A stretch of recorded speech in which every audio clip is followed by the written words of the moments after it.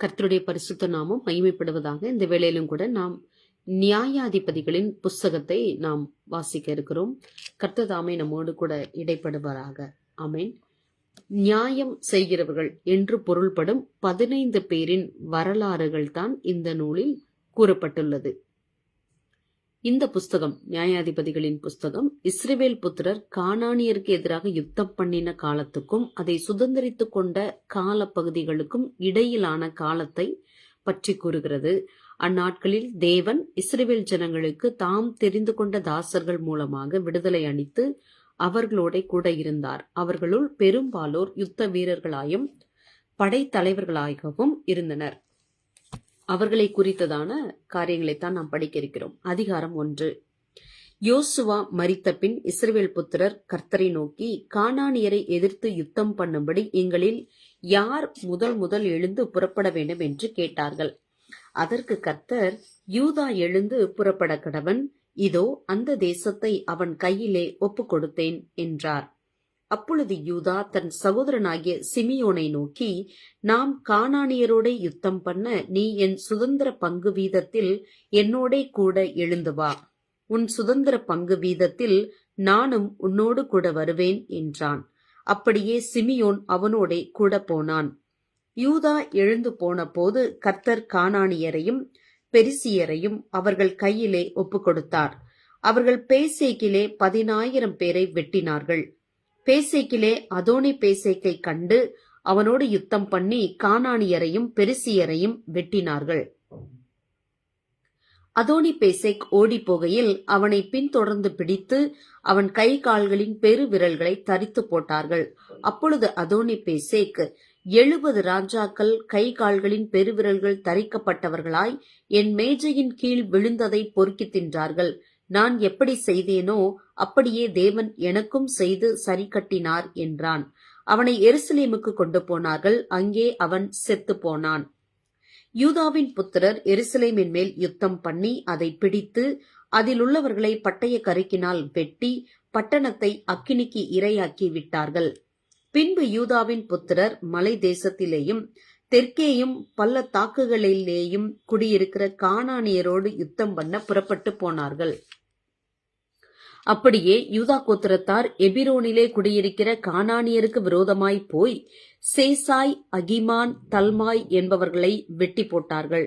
முற்காலத்தில் அந்த எபிரோனுக்கு Kiriath Arba என்று பேர். அங்கே இருந்து தெபீரின் குடிகளுக்கு விரோதமாக போனார்கள்.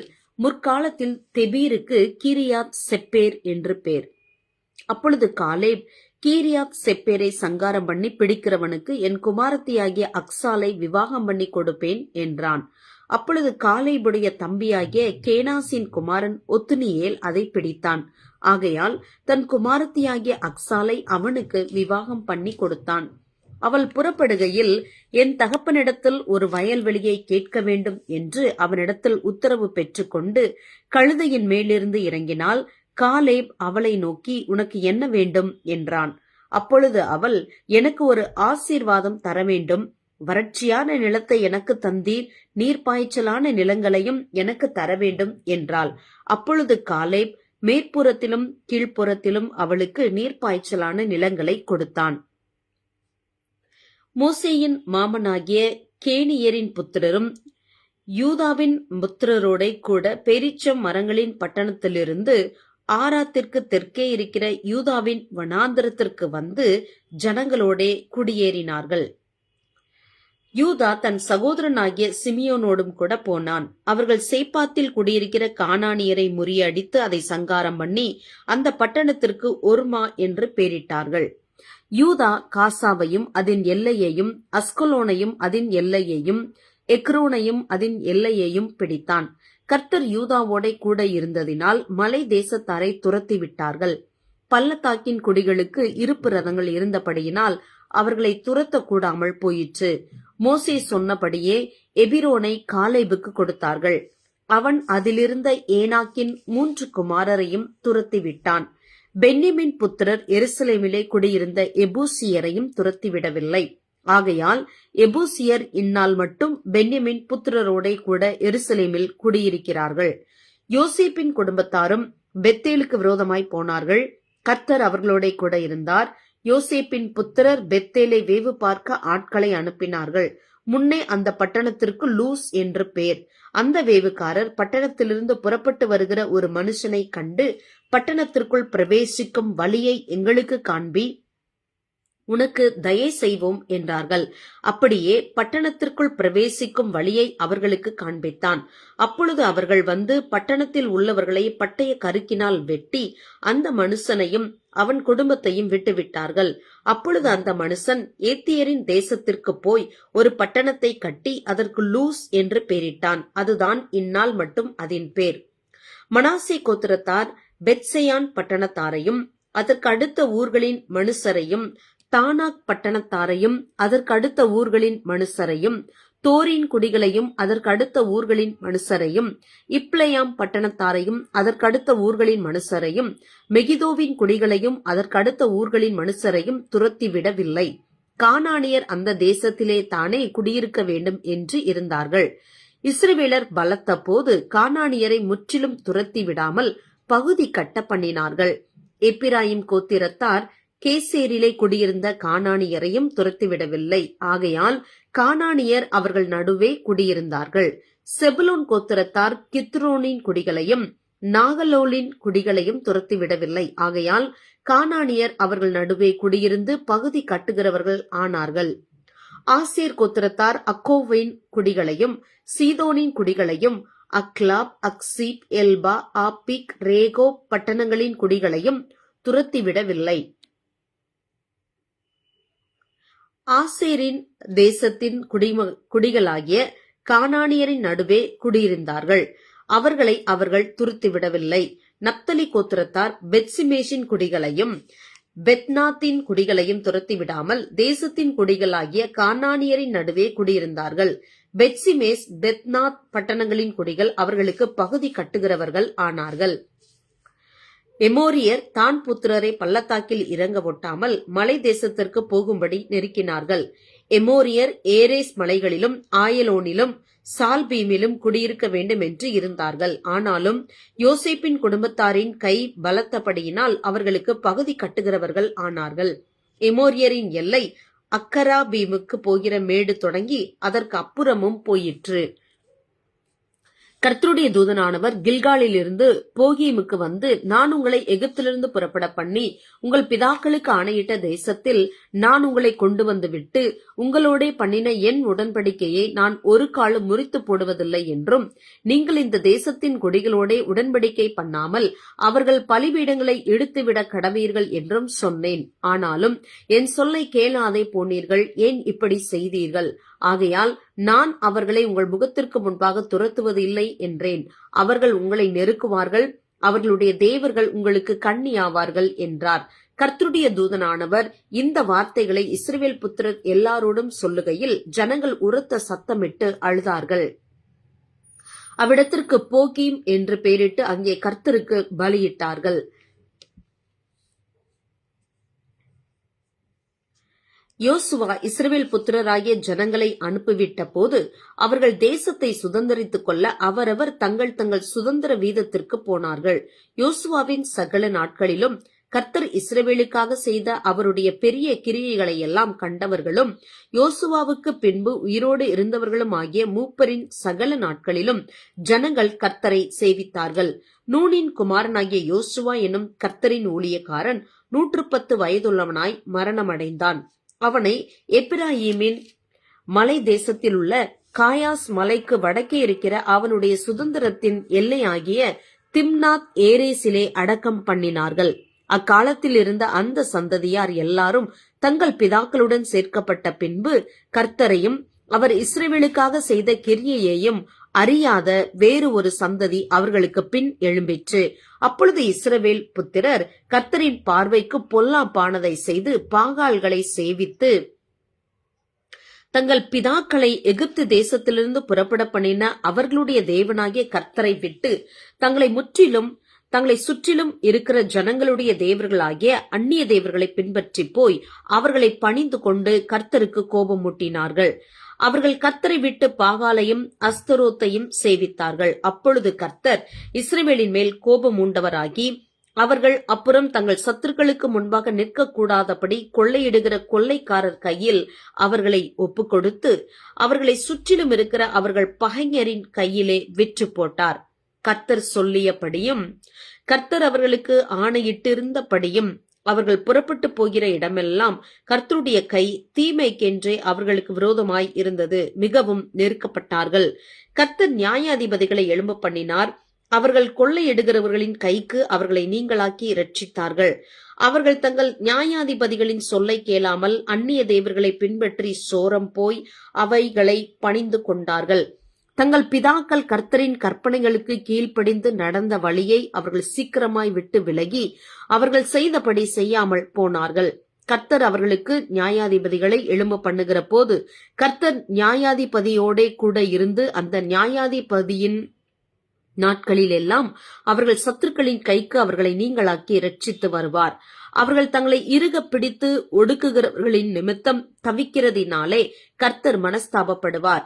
நியாயாதிபதி மரணமடைந்த உடனே அவர்கள் திரும்பி அந்நிய தேவர்களை பின்பற்றவும் சேவிக்கவும் பணிந்து கொள்ளவும் தங்கள் பிதாக்களை பார்க்கிலும் கேடாய் நடந்து தங்கள் கிருத்தியங்களையும் தங்கள் முரட்டாட்டமான வழியையும் விடாதிருப்பார்கள்.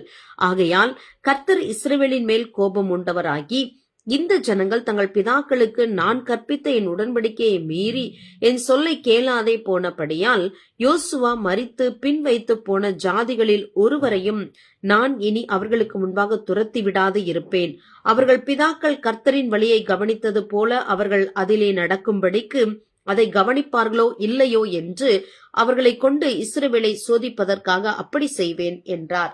அதற்காக கர்த்தர் அந்த ஜாதிகளை யோசுவாவின் கையில் ஒப்புக்கொடாமலும் அவைகளை சீக்கிரமாய் துரத்தி விடாமலும் விட்டு வைத்தார். கானான் தேசத்தில் நடந்த சகல யுத்தங்களையும் அறியாது இருந்த இஸ்ரவேலராகிய அனைவரையும் சோதிப்பதற்காகவும் இஸ்ரவேல் புத்திரரின் சந்ததியாரும் அதற்கு முன் யுத்தம் செய்ய அறியாது இருந்தவர்களும் அவைகளை அறியும்படி பழக்குவிப்பதற்காகவும் கர்த்தர் விட்டு வைத்த ஜாதிகள் யாரென்றால் பெலிஸ்தரின் 5 அதிபதிகளும் சகல கானானியரும் சீதோனியரும் பாகால் எர்மோன் துவக்கி ஆமாத்திற்குள் பிரவேசிக்கும் வரைக்கும் லீபனோனின் மலைகளிலே குடியிருக்கிற ஏவியருமே. கர்த்தர் மோசேயை கொண்டு தங்கள் பிதாக்களுக்கு விதித்த கற்பனைகளுக்கு இஸ்ரவேலர் கீழ்ப்படிவார்களோ என்று அறியும்படி இஸ்ரவேலரை அவர்களாலே சோதிப்பதற்காக அவர்கள் விடப்பட்டு இருந்தார்கள்.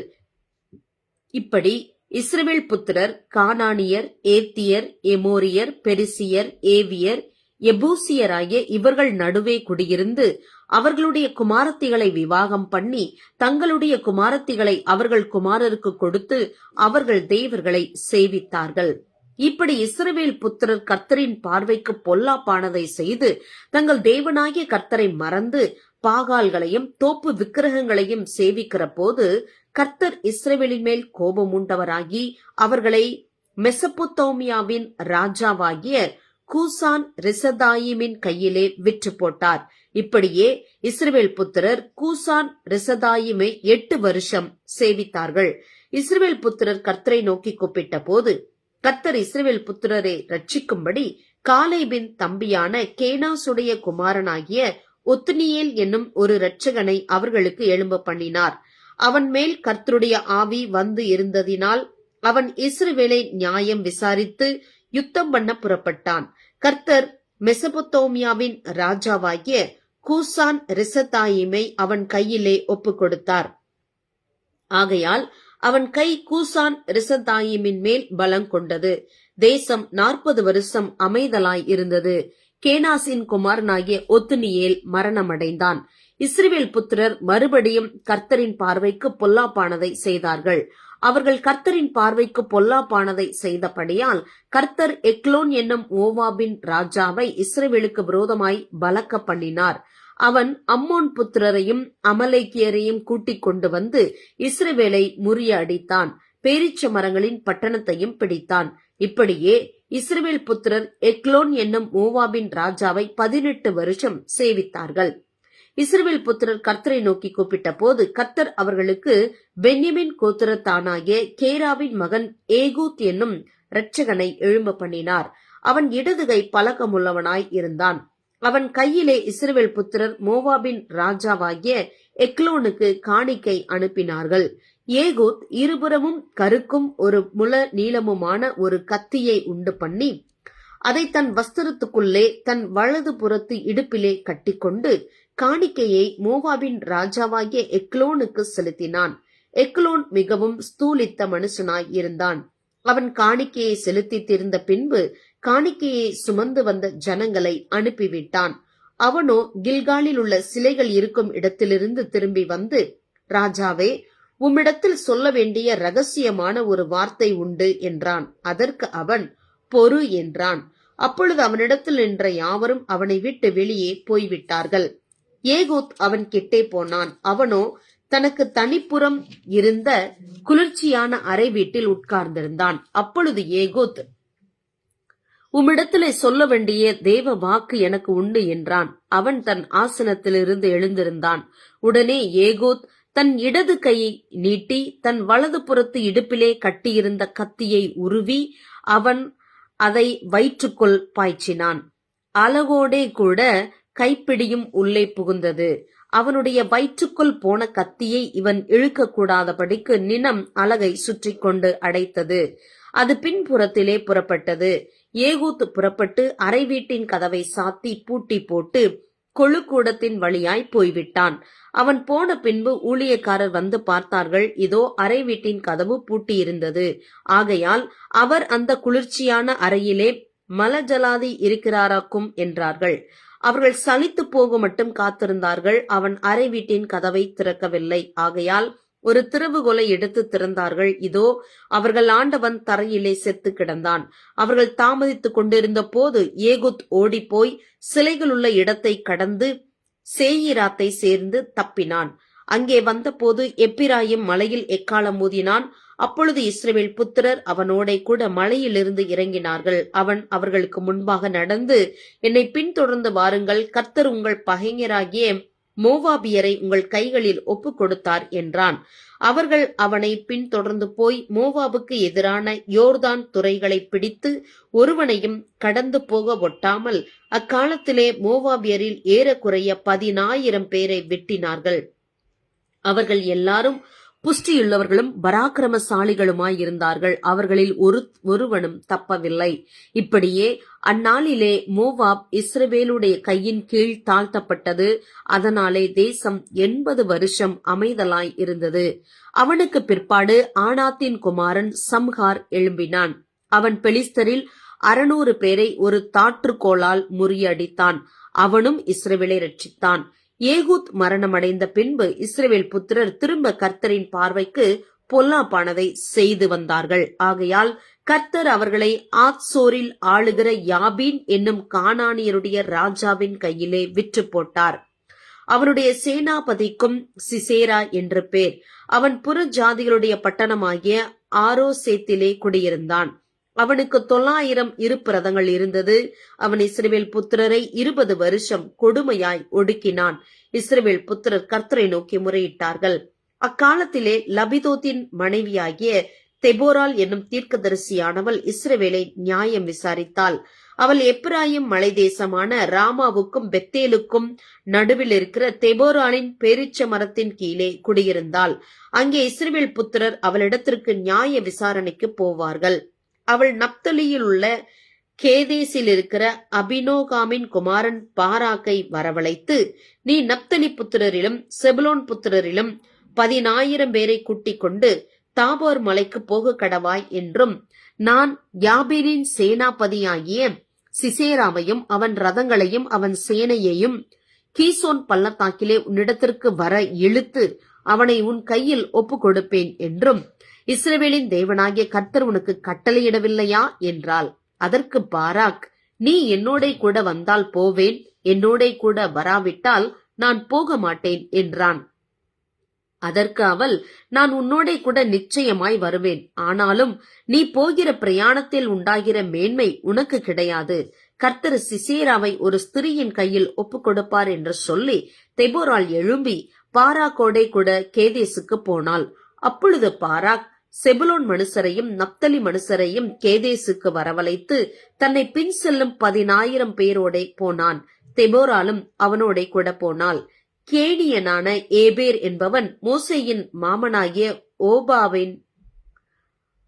ஒபாபின் புத்திரராயிருக்கிற கேனியரை விட்டு பிரிந்து கேதேசின் கிட்ட இருக்கிற சானாயும் என்னும் கர்வாலி மரங்கள் அருகே தன் கூடாரத்தை போட்டிருந்தான்.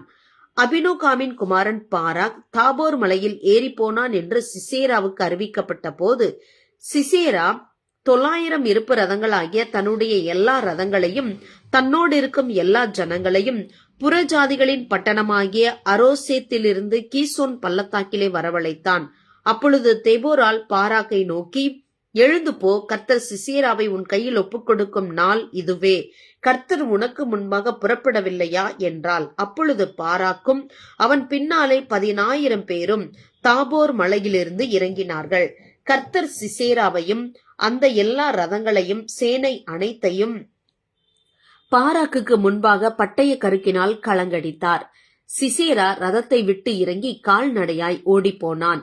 பாராக் ரதங்களையும் சேனையையும் புற ஜாதிகளுடைய அரோசேத் மட்டும் துரத்தினான். சிசேராவின் சேனையெல்லாம் பட்டய கருக்கினால் விழுந்தது, ஒருவனும் மீதியாயிருக்கவில்லை.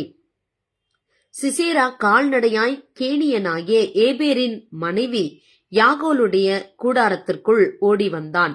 அப்பொழுது யாபின் என்னும் ஆத்சோரின் ராஜாவுக்கும் கேனியனான ஏபேரின் வீட்டுக்கும் சமாதானம் உண்டாயிருந்தது.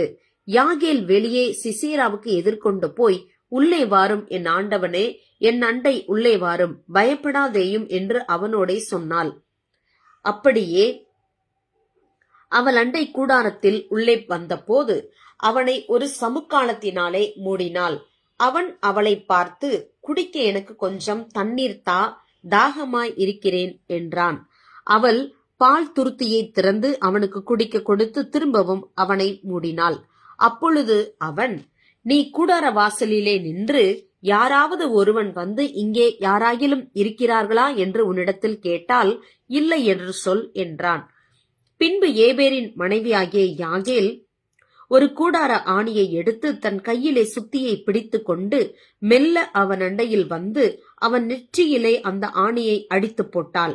அது உருவி போய் தரையிலே புதைந்தது. அப்பொழுது ஆயாசமாய் தூங்கின அவன் செத்து போனான். பின்பு சிசேராவை தொடருகிற பாராக் வந்தான். அப்பொழுது யாகேல் வெளியே அவனுக்கு எதிர்கொண்டு போய், வாரும், நீ தேடுகிற மனுஷனை உமக்கு காண்பிப்பேன் என்று சொன்னாள். அவன் அவளிடத்திற்கு வந்தபோது இதோ சிசேரா செத்து கிடந்தான், ஆணி அவன் நெற்றியில் அடித்திருந்தது.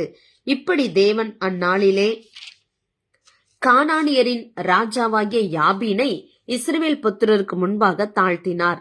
இஸ்ரவேல் புத்திரரின் கை கானானியரின் ராஜாவாகிய யாபீனை நிர்மூலமாக்கும் மட்டும் அவன் மேல் பலத்து கொண்டே இருந்தது. அந்நாளிலே தெபோராலும் அபினோகாமின் குமாரன் பாராக்கும் பாடினதாவது, கர்த்தர் இஸ்ரவேலுக்காக நீதியை சரி கட்டினதின் நிமித்தமும் ஜனங்கள் மனப்பூர்வமாய் தங்களை ஒப்புக் கொடுத்ததின் நிமித்தமும் அவரை ஸ்தோத்தரியுங்கள். ராஜாக்களே கேளுங்கள், அதிபதிகளே செவி கொடுங்கள். நான் கர்த்தரை பாடி இஸ்ரவேலின் தேவனாகிய கர்த்தரை கீர்த்தனம் பண்ணுவேன். கர்த்தாவே, நீர் சேயீரிலிருந்து புறப்பட்டு ஏதோமின் வெளியிலிருந்து நடந்து வருகையில் பூமி அதிர்ந்தது, வானம் சொரிந்தது, மேகங்களும் தண்ணீராய் பொழிந்தது. கர்த்தருக்கு முன்பாக பர்வதங்கள் கரைந்தது. இஸ்ரவேலின் தேவனாகிய கர்த்தருக்கு முன்பாக சீனாயும் கரைந்தது. ஆனாத்தின் குமாரனாகிய சம்காரின் நாட்களிலும் யாகேலின் நாட்களிலும் பெரும் பாதைகள் பாலாய் கிடந்தது. வழி நடக்கிறவர்கள் பக்க வழியாய் நடந்தார்கள். தெபோராலாகிய நான் எழும்பும் அளவும் இஸ்ரவேலிலே நான் தாயாக எழும்பும் அளவும் கிராமங்கள் பாலாய் போயின. இஸ்ரவேலின் கிராமங்கள் பாலாய் போயின. நூதன தேவர்களை தெரிந்து கொண்டார்கள். அப்பொழுது யுத்தம் வாசல் வரையும் வந்தது. இஸ்ரவேலிலே 40,000 பேருக்குள்ளே கேடகமும் ஈட்டியும் காணப்பட்டது உண்டோ? ஜனங்களுக்குள்ளே தங்களை மனப்பூர்வமாய் ஒப்புக் கொடுத்த இஸ்ரவேலின் அதிபதிகளை என் இருதயம் நாடுகிறது. கர்த்தரை ஸ்தோத்திரியுங்கள். வெள்ளை கழுதைகளின் மேல் ஏறுகிறவர்களே, நியாயஸ்தலத்தில் வீற்றிருக்கிறவர்களே, வழியில் நடக்கிறவர்களே, இதை பிரஸ்தாபியுங்கள். தண்ணீர் மொண்டு கொள்ளும் இடங்களில் வில் வீரரின் இரைச்சலுக்கு நீங்கினவர்கள் அங்கே கர்த்தரின் நீதி நியாயங்களையும் அவர் இஸ்ரவேலில் உள்ள தமது கிராமங்களுக்கு செய்த நீதி நியாயங்களையுமே பிரஸ்தாபப்படுத்துவார்கள். அது முதல் கர்த்தரின் ஜனங்கள் ஒளிமுக வாசல்களிலே போய் இறங்குவார்கள். விழி விழி தெபோராலே, விழி விழி, பாட்டு பாடு பாராக்கே, எழும்பு அபினோகாமின் குமாரனே, உன்னை சிறையாக்கினவர்களை சிறையாக்கி கொண்டு போ. மீதியாயிருந்தவர்கள் ஜனத்தின் பிரபுக்களை ஆளும்படி செய்தார். கர்த்தர் எனக்கு பராக்கிரமசாலிகளின் மேல் ஆளுகை தந்தார். அமலேக்குக்கு விரோதமாக இவர்களுடைய வேர் எப்பிராயிமிலிருந்து துளிர்த்தது. உன் ஜனங்களுக்குள்ளே பென்யமீன் மனுஷர் உனக்கு பின் சென்றார்கள். மாகீரிலிருந்து அதிபதிகளும் செபலோனிலிருந்து எழுதுகோலை பிடிக்கிறவர்களும் இறங்கி வந்தார்கள். இசக்காரின் பிரபுக்களும் தெபோராலையோட இருந்தார்கள். பாராக்கை போல இசக்கார் மனுஷரும் பள்ளத்தாக்கில் கால்நடையாய் அனுப்பப்பட்டு போனார்கள். ரூபனின் பிரிவினைகளால் உண்டான இருதயத்தின் நினைவுகள் மிகுதி. மந்தைகளின் சத்தத்தை கேட்க நீ தொழுவங்களின் நடுவே இருந்துவிட்டது என்ன? ரூபனின் பிரிவினைகளால் மனோ விசாரங்கள் மிகுதி. கீலேயாத் மனுஷர் யோர்தானுக்கு அக்கறையிலே இருந்து விட்டார்கள். தான் மனுஷர் கப்பல்களில் தங்கி இருந்தது என்ன? ஆசேர் மனுஷர் கடற்கரையிலே தங்கி தங்கள் குடாக்களில் தாபரித்தார்கள். செபுலோனும் நப்தலியும் போர்க்களத்து முனையிலே தங்கள் உயிரை எண்ணாமல் மரணத்துக்கு துணிந்து நின்றார்கள்.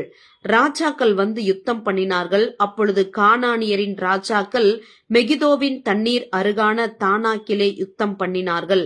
அவர்களுக்கு திரவிய கொள்ளை கிடக்கவில்லை. வானத்திலிருந்து யுத்தம் உண்டாயிற்று. நட்சத்திரங்கள் தங்கள் அயனங்களிலிருந்து சிசேராவோடே யுத்தம் பண்ணின. கீசோன் நதி, பூர்வ நதியாகிய கீசோன் நதியே அவர்களை அடித்து கொண்டு போயிற்று. என் ஆத்துமாவே, நீ பலவான்களை மிதித்தாய். அப்பொழுது குதிரைகளின் குழம்புகள் பாய்ச்சலினாலே, பலவான்களின் பாய்ச்சலினாலேயே பிளந்து போயின. மேரோசை சபியுங்கள், அதன் குடிகளை சபிக்கவே சபியுங்கள் என்று கர்த்தருடைய தூதனானவர் சொல்லுகிறார். அவர்கள் கர்த்தர் பட்சத்தில் துணை நிற்க வரவில்லை. பராக்கிரமசாலிகளுக்கு விரோதமாய் அவர்கள் கர்த்தர் பட்சத்தில் துணை நிற்க வரவில்லையே. ஸ்திரீகளுக்குள்ளே கேனியனான ஏபேரின் மனைவியாகிய யாகேல் ஆசீர்வதிக்கப்பட்டவள். கூடாரத்தில் வாசமாயிருக்கிற ஸ்திரீகளுக்குள்ளே அவள் ஆசீர்வதிக்கப்பட்டவளே.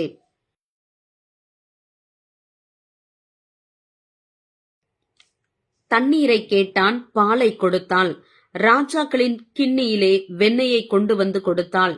தன் கையால் ஆணியையும் தன் வலது கையால் தொழிலாளரின் சுத்தியையும் பிடித்து சிசேராவை அடித்தாள். அவன் நெற்றியில் உருவ கடாவி அவன் தலையை உடைத்து போட்டாள். அவள் கால் அருகே அவன் மடங்கி விழுந்து கிடந்தான்.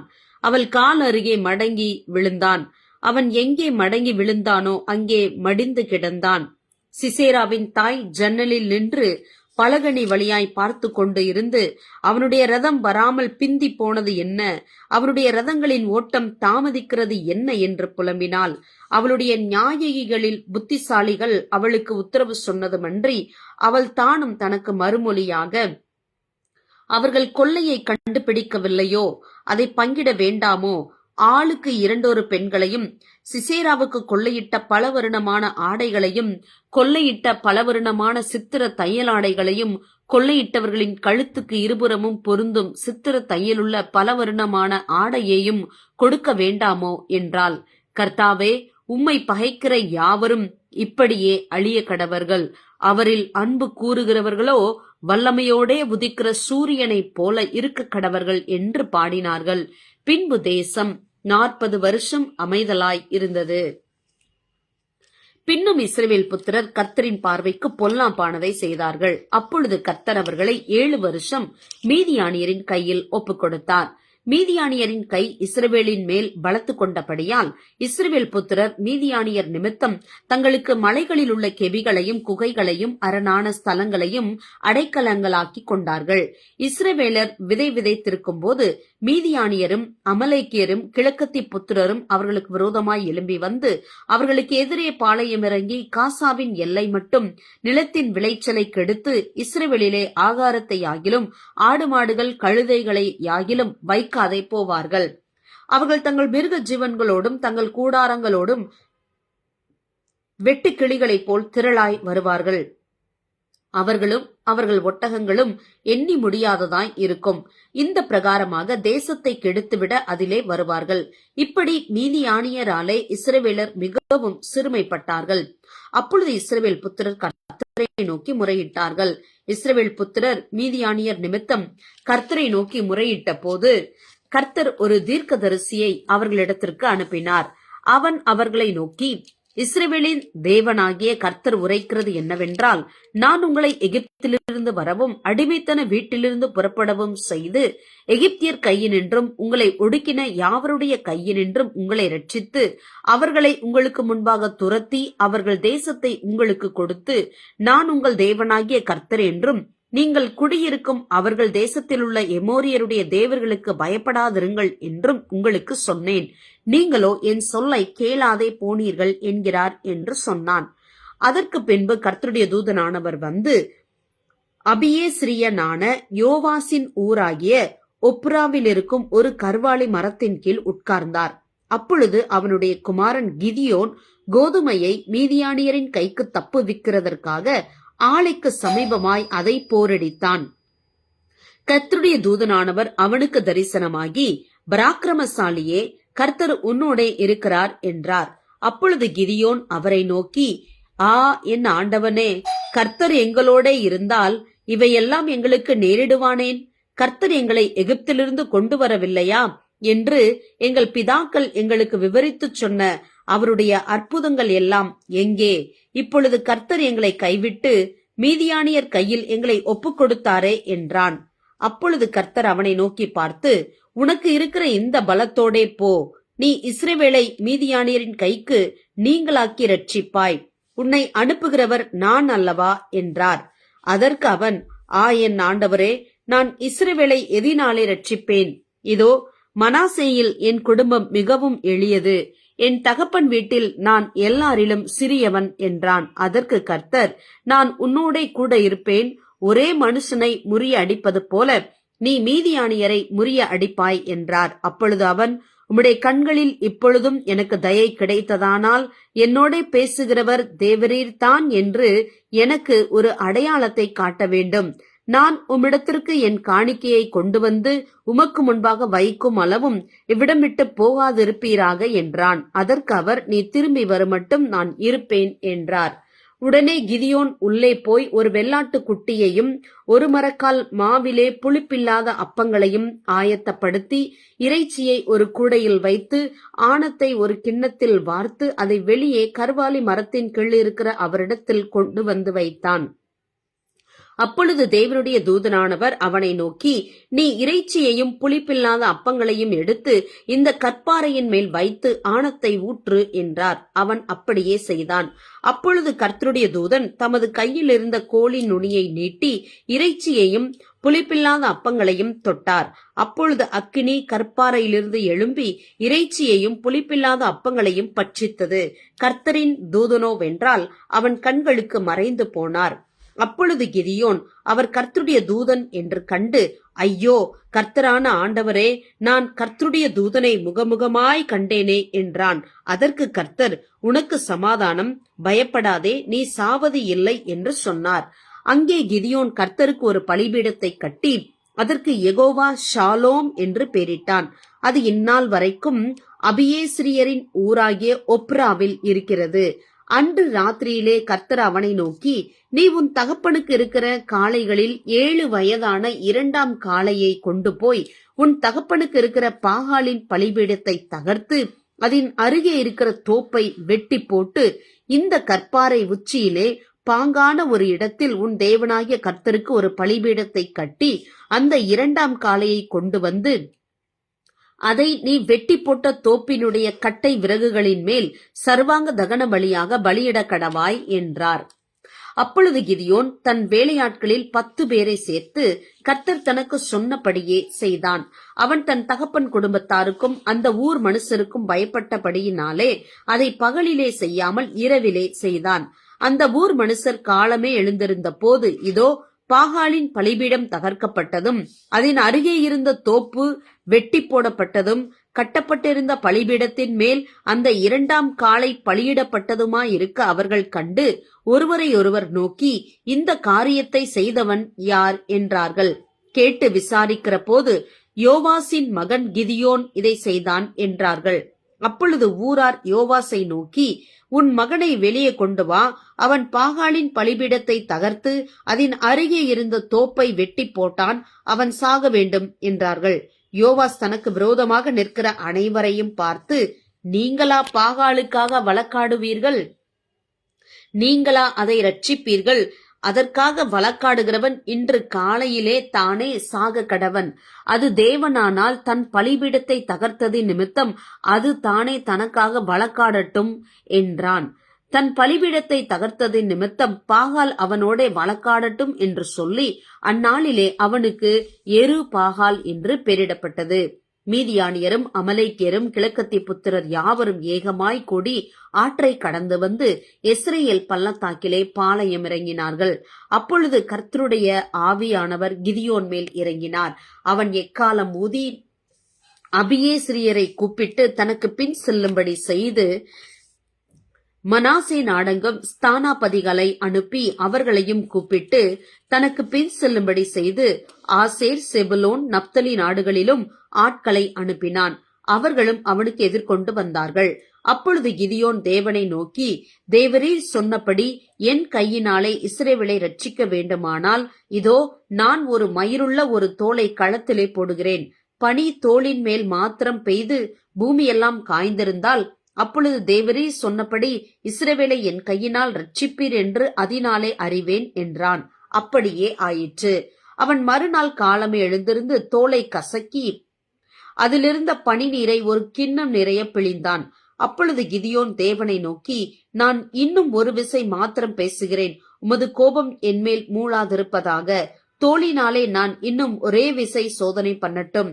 தோல் மாத்திரம் காய்ந்திருக்கவும் பூமி எங்கும் பனி பெய்திருக்கவும் கட்டளையிடும் என்றான். அப்படியே தேவன் அன்று ராத்திரி செய்தார். தோல் மாத்திரம் காய்ந்திருந்தது, பூமி எங்கும் பனி பெய்திருந்தது. அப்பொழுது கிதியோனாகிய எருபாகாலும் அவனோடு இருந்த ஜனங்கள் யாவரும் காலமே எழுந்து புறப்பட்டு ஆரோத் என்னும் நீரூற்றின் கிட்ட பாளையம் இறங்கினார்கள். மீதியானியரின் பாளையம் அவனுக்கு வடக்கே மோரேமேட்டிற்கு பின்னான பள்ளத்தாக்கிலே இருந்தது. அப்பொழுது கர்த்தர் கிதியோனை நோக்கி, நான் மீதியானியரை உன்னோடு இருக்கிற ஜனத்தின் கையில் ஒப்பு கொடுக்கிறதற்கு அவர்கள் மிகுதியாயிருக்கிறார்கள். என் கை என்னை ரட்சித்தது என்று இஸ்ரவேல் எனக்கு விரோதமாக வீம்பு பேசுகிறதற்கு இடமாகும். ஆகையால் பயமும் திகிலும் உள்ளவன் எவனோ அவன் திரும்பி கீலேயாத் மலைகளிலிருந்து விரைவாய் ஓடிப்போக கடவன் என்று நீ ஜனங்களின் செவிகள் கேட்க பிரசித்தப்படுத்து என்றார். அப்பொழுது ஜனத்தில் 22,000 பேர் திரும்பி போய்விட்டார்கள். 10,000 பேர் மீதியாயிருந்தார்கள். கர்த்தர் கிதியோனை நோக்கி, ஜனங்கள் இன்னும் அதிகம், அவர்களை தண்ணீரண்டைக்கு இறங்கி போக பண்ணு, அங்கே அவர்களை பரீட்சித்து காட்டுவேன். உன்னோடே கூட வரலாம் என்று நான் யாரை குறிக்கிறேனோ அவன் உன்னோடே கூட வரக்கடவன். உன்னோடே கூட வரலாகாது என்று நான் யாரை குறிக்கிறேனோ அவன் உன்னோடே கூட வராதிருக்க கடவன் என்றார்.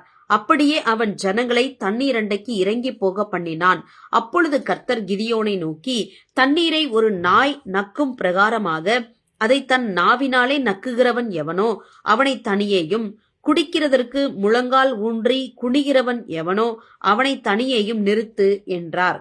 தங்கள் கையால் அள்ளி தங்கள் வாய் கெடுத்து நக்கிக் கொண்டவர்களின் லக்கம் 300 பேர். மற்ற ஜனங்கள் எல்லாம் தண்ணீர் குடிக்கிறதற்கு முழங்கால் ஊன்றி குனிந்தார்கள். அப்பொழுது கர்த்தர் கிதியோனை நோக்கி, நக்கி குடித்த அந்த 300 பேராலே நான் உங்களை ரட்சித்து மீதியானியரை உன் கையில் ஒப்பு கொடுப்பேன். மற்ற ஜனங்கள் எல்லாரும் தங்கள் தங்கள் இடத்திற்கு போக கடவர்கள் என்றார். அப்பொழுது ஜனங்கள் தங்கள் கையில் தின்பண்டங்களையும் எக்காலங்களையும் எடுத்துக்கொண்டார்கள். மற்ற இஸ்ரவேலர் எல்லாரையும் தங்கள் தங்கள் கூடாரங்களுக்கு அனுப்பிவிட்டு அந்த 300 பேரை மாத்திரம் வைத்துக் கொண்டான். மீதியானியரின் சேனை அவனுக்கு தாழ்விடமான பள்ளத்தாக்கில் இருந்தது. அன்று ராத்திரி கர்த்தர் அவனை நோக்கி, நீ எழுந்து அந்த சேனைகளினிடத்திற்கு போ, அதை உன் கையில் ஒப்பு கொடுத்தேன். போக பயப்பட்டாயானால் முதல் நீயும் உன் வேலைக்காரனாகிய பூராவும் சேனையிடத்திற்கு போய் அங்கே என்ன பேசுகிறார்கள் என்று கேள். பின்பு சேனையினிடத்திற்கு போக உன் கைகள் திடப்படும் என்றார். அப்படியே அவனும் அவன் வேலைக்காரனாகிய பூராவும் சேனையின் முன்னணியிலே ஜாமம் காக்கிறவர்களின் இடமட்டும் போனார்கள்.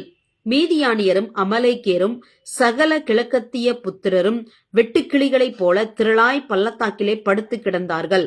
அவர்களுடைய ஒட்டகங்களுக்கும் கணக்கில்லை. கடற்கரை மணலைப் போல திரளாயிருந்தது. கிதியோன் வந்தபோது ஒருவன் மற்றொருவனுக்கு ஒரு சொப்பனத்தை சொன்னான். அதாவது, இதோ ஒரு சொப்பனத்தை கண்டேன். சுட்டிருந்த ஒரு வார்கோதுமை அப்பம் மீதியானியரின் பாளையத்திற்கு உருண்டு வந்தது. அந்த கூடாரம் மட்டும் வந்தபோது அதை விழ தள்ளி கவிழ்த்து போட்டது. கூடாரம் விழுந்து கிடந்தது என்றான். அப்பொழுது மற்றவன், இது யோவாசின் குமாரனாகிய கிதியோன் என்னும் இஸ்ரவேலனுடைய பட்டயமே அல்லாமல் வேறல்ல. தேவன் மீதியானியரையும் இந்த சேனை அனைத்தையும் அவன் கையிலே ஒப்பு கொடுத்தார் என்றான். கிதியோன் அந்த சொப்பனத்தையும் அதன் வியார்த்தியையும் கேட்டபோது அவன் பணிந்து கொண்டு இஸ்ரவேலின் பாளையத்திற்கு திரும்பி வந்து, எழுந்திருங்கள், கர்த்தர் மீதியானியரின் பாளையத்தை உங்கள் கைகளில் ஒப்பு கொடுத்தார் என்று சொல்லி அந்த 300 பேரை 3 படையாக வகுத்து அவர்கள் ஒவ்வொருவன் கையிலும் ஒரு எக்காலத்தையும் வெறும் பானையையும் அந்த பானைக்குள் வைக்கும் தீவட்டியையும் கொடுத்து அவர்களை நோக்கி, நான் செய்வதை பார்த்து அப்படியே நீங்களும் செய்யுங்கள். இதோ, நான் பாளையத்தின் முன்னணியில் வந்திருக்கும் போது நான் எப்படி செய்கிறேனோ அப்படியே நீங்களும் செய்ய வேண்டும். நானும் என்னோட இருக்கும் சகலமான பேரும் எக்காலம் ஊதும் போது நீங்களும் பாளையத்தை சுற்றி எங்கும் எக்காலங்களை ஊதி கர்த்தருடைய பட்டயம் கிதியோனுடைய பட்டயம் என்பீர்களாக என்று சொன்னான். நடு ஜாமத்தின் துவக்கத்தில் ஜாமக்காரரை மாற்றி வைத்த பின்பு கிதியோனும் அவனோடு இருந்த 100 பேரும் அந்த ஜாமத்தின் துவக்கத்திலே பாளையத்தின் முன்னணியில் வந்து எக்காலங்களை ஊதி தங்கள் கையில் இருந்த பானைகளை உடைத்தார்கள். 3 படைகளின் மனுஷரும் எக்காலங்களை ஊதி பானைகளை உடைத்து தீவட்டிகளை தங்கள் இடது கைகளிலும் ஊதும் எக்காலங்களை தங்கள் வலது கைகளிலும் பிடித்து கொண்டு கர்த்தருடைய பட்டயம் கிதியோனுடைய பட்டயம் என்று சத்தமிட்டு பாளையத்தை சுற்றிலும் அவரவர் தங்கள் நிலையிலே நின்றார்கள். அப்பொழுது பாளையத்தில் இருந்தவர்கள் எல்லாரும் சிதறி கூக்குரலிட்டு ஓடி போனார்கள். 300 பேரும் எக்காலங்களை ஊதுகையில் கர்த்தர் பாளையமெங்கும் ஒருவர் பட்டயத்தை ஒருவருக்கு விரோதமாய் ஓங்க பண்ணினார். சேனையானது சேரோத்திலுள்ள பெத்சித்தா மட்டும் தாபாத்திற்கு சமீபமான ஆபேல் மெகோலாவின் எல்லை மட்டும் ஓடி போயிற்று. அப்பொழுது நப்தலி மனுஷரும் ஆசேர் மனுஷரும் மனாசேயின் சகல மனுஷருமாகிய இஸ்ரவேலர் கூடி வந்து மீதியானியரை பின்தொடர்ந்து போனார்கள்.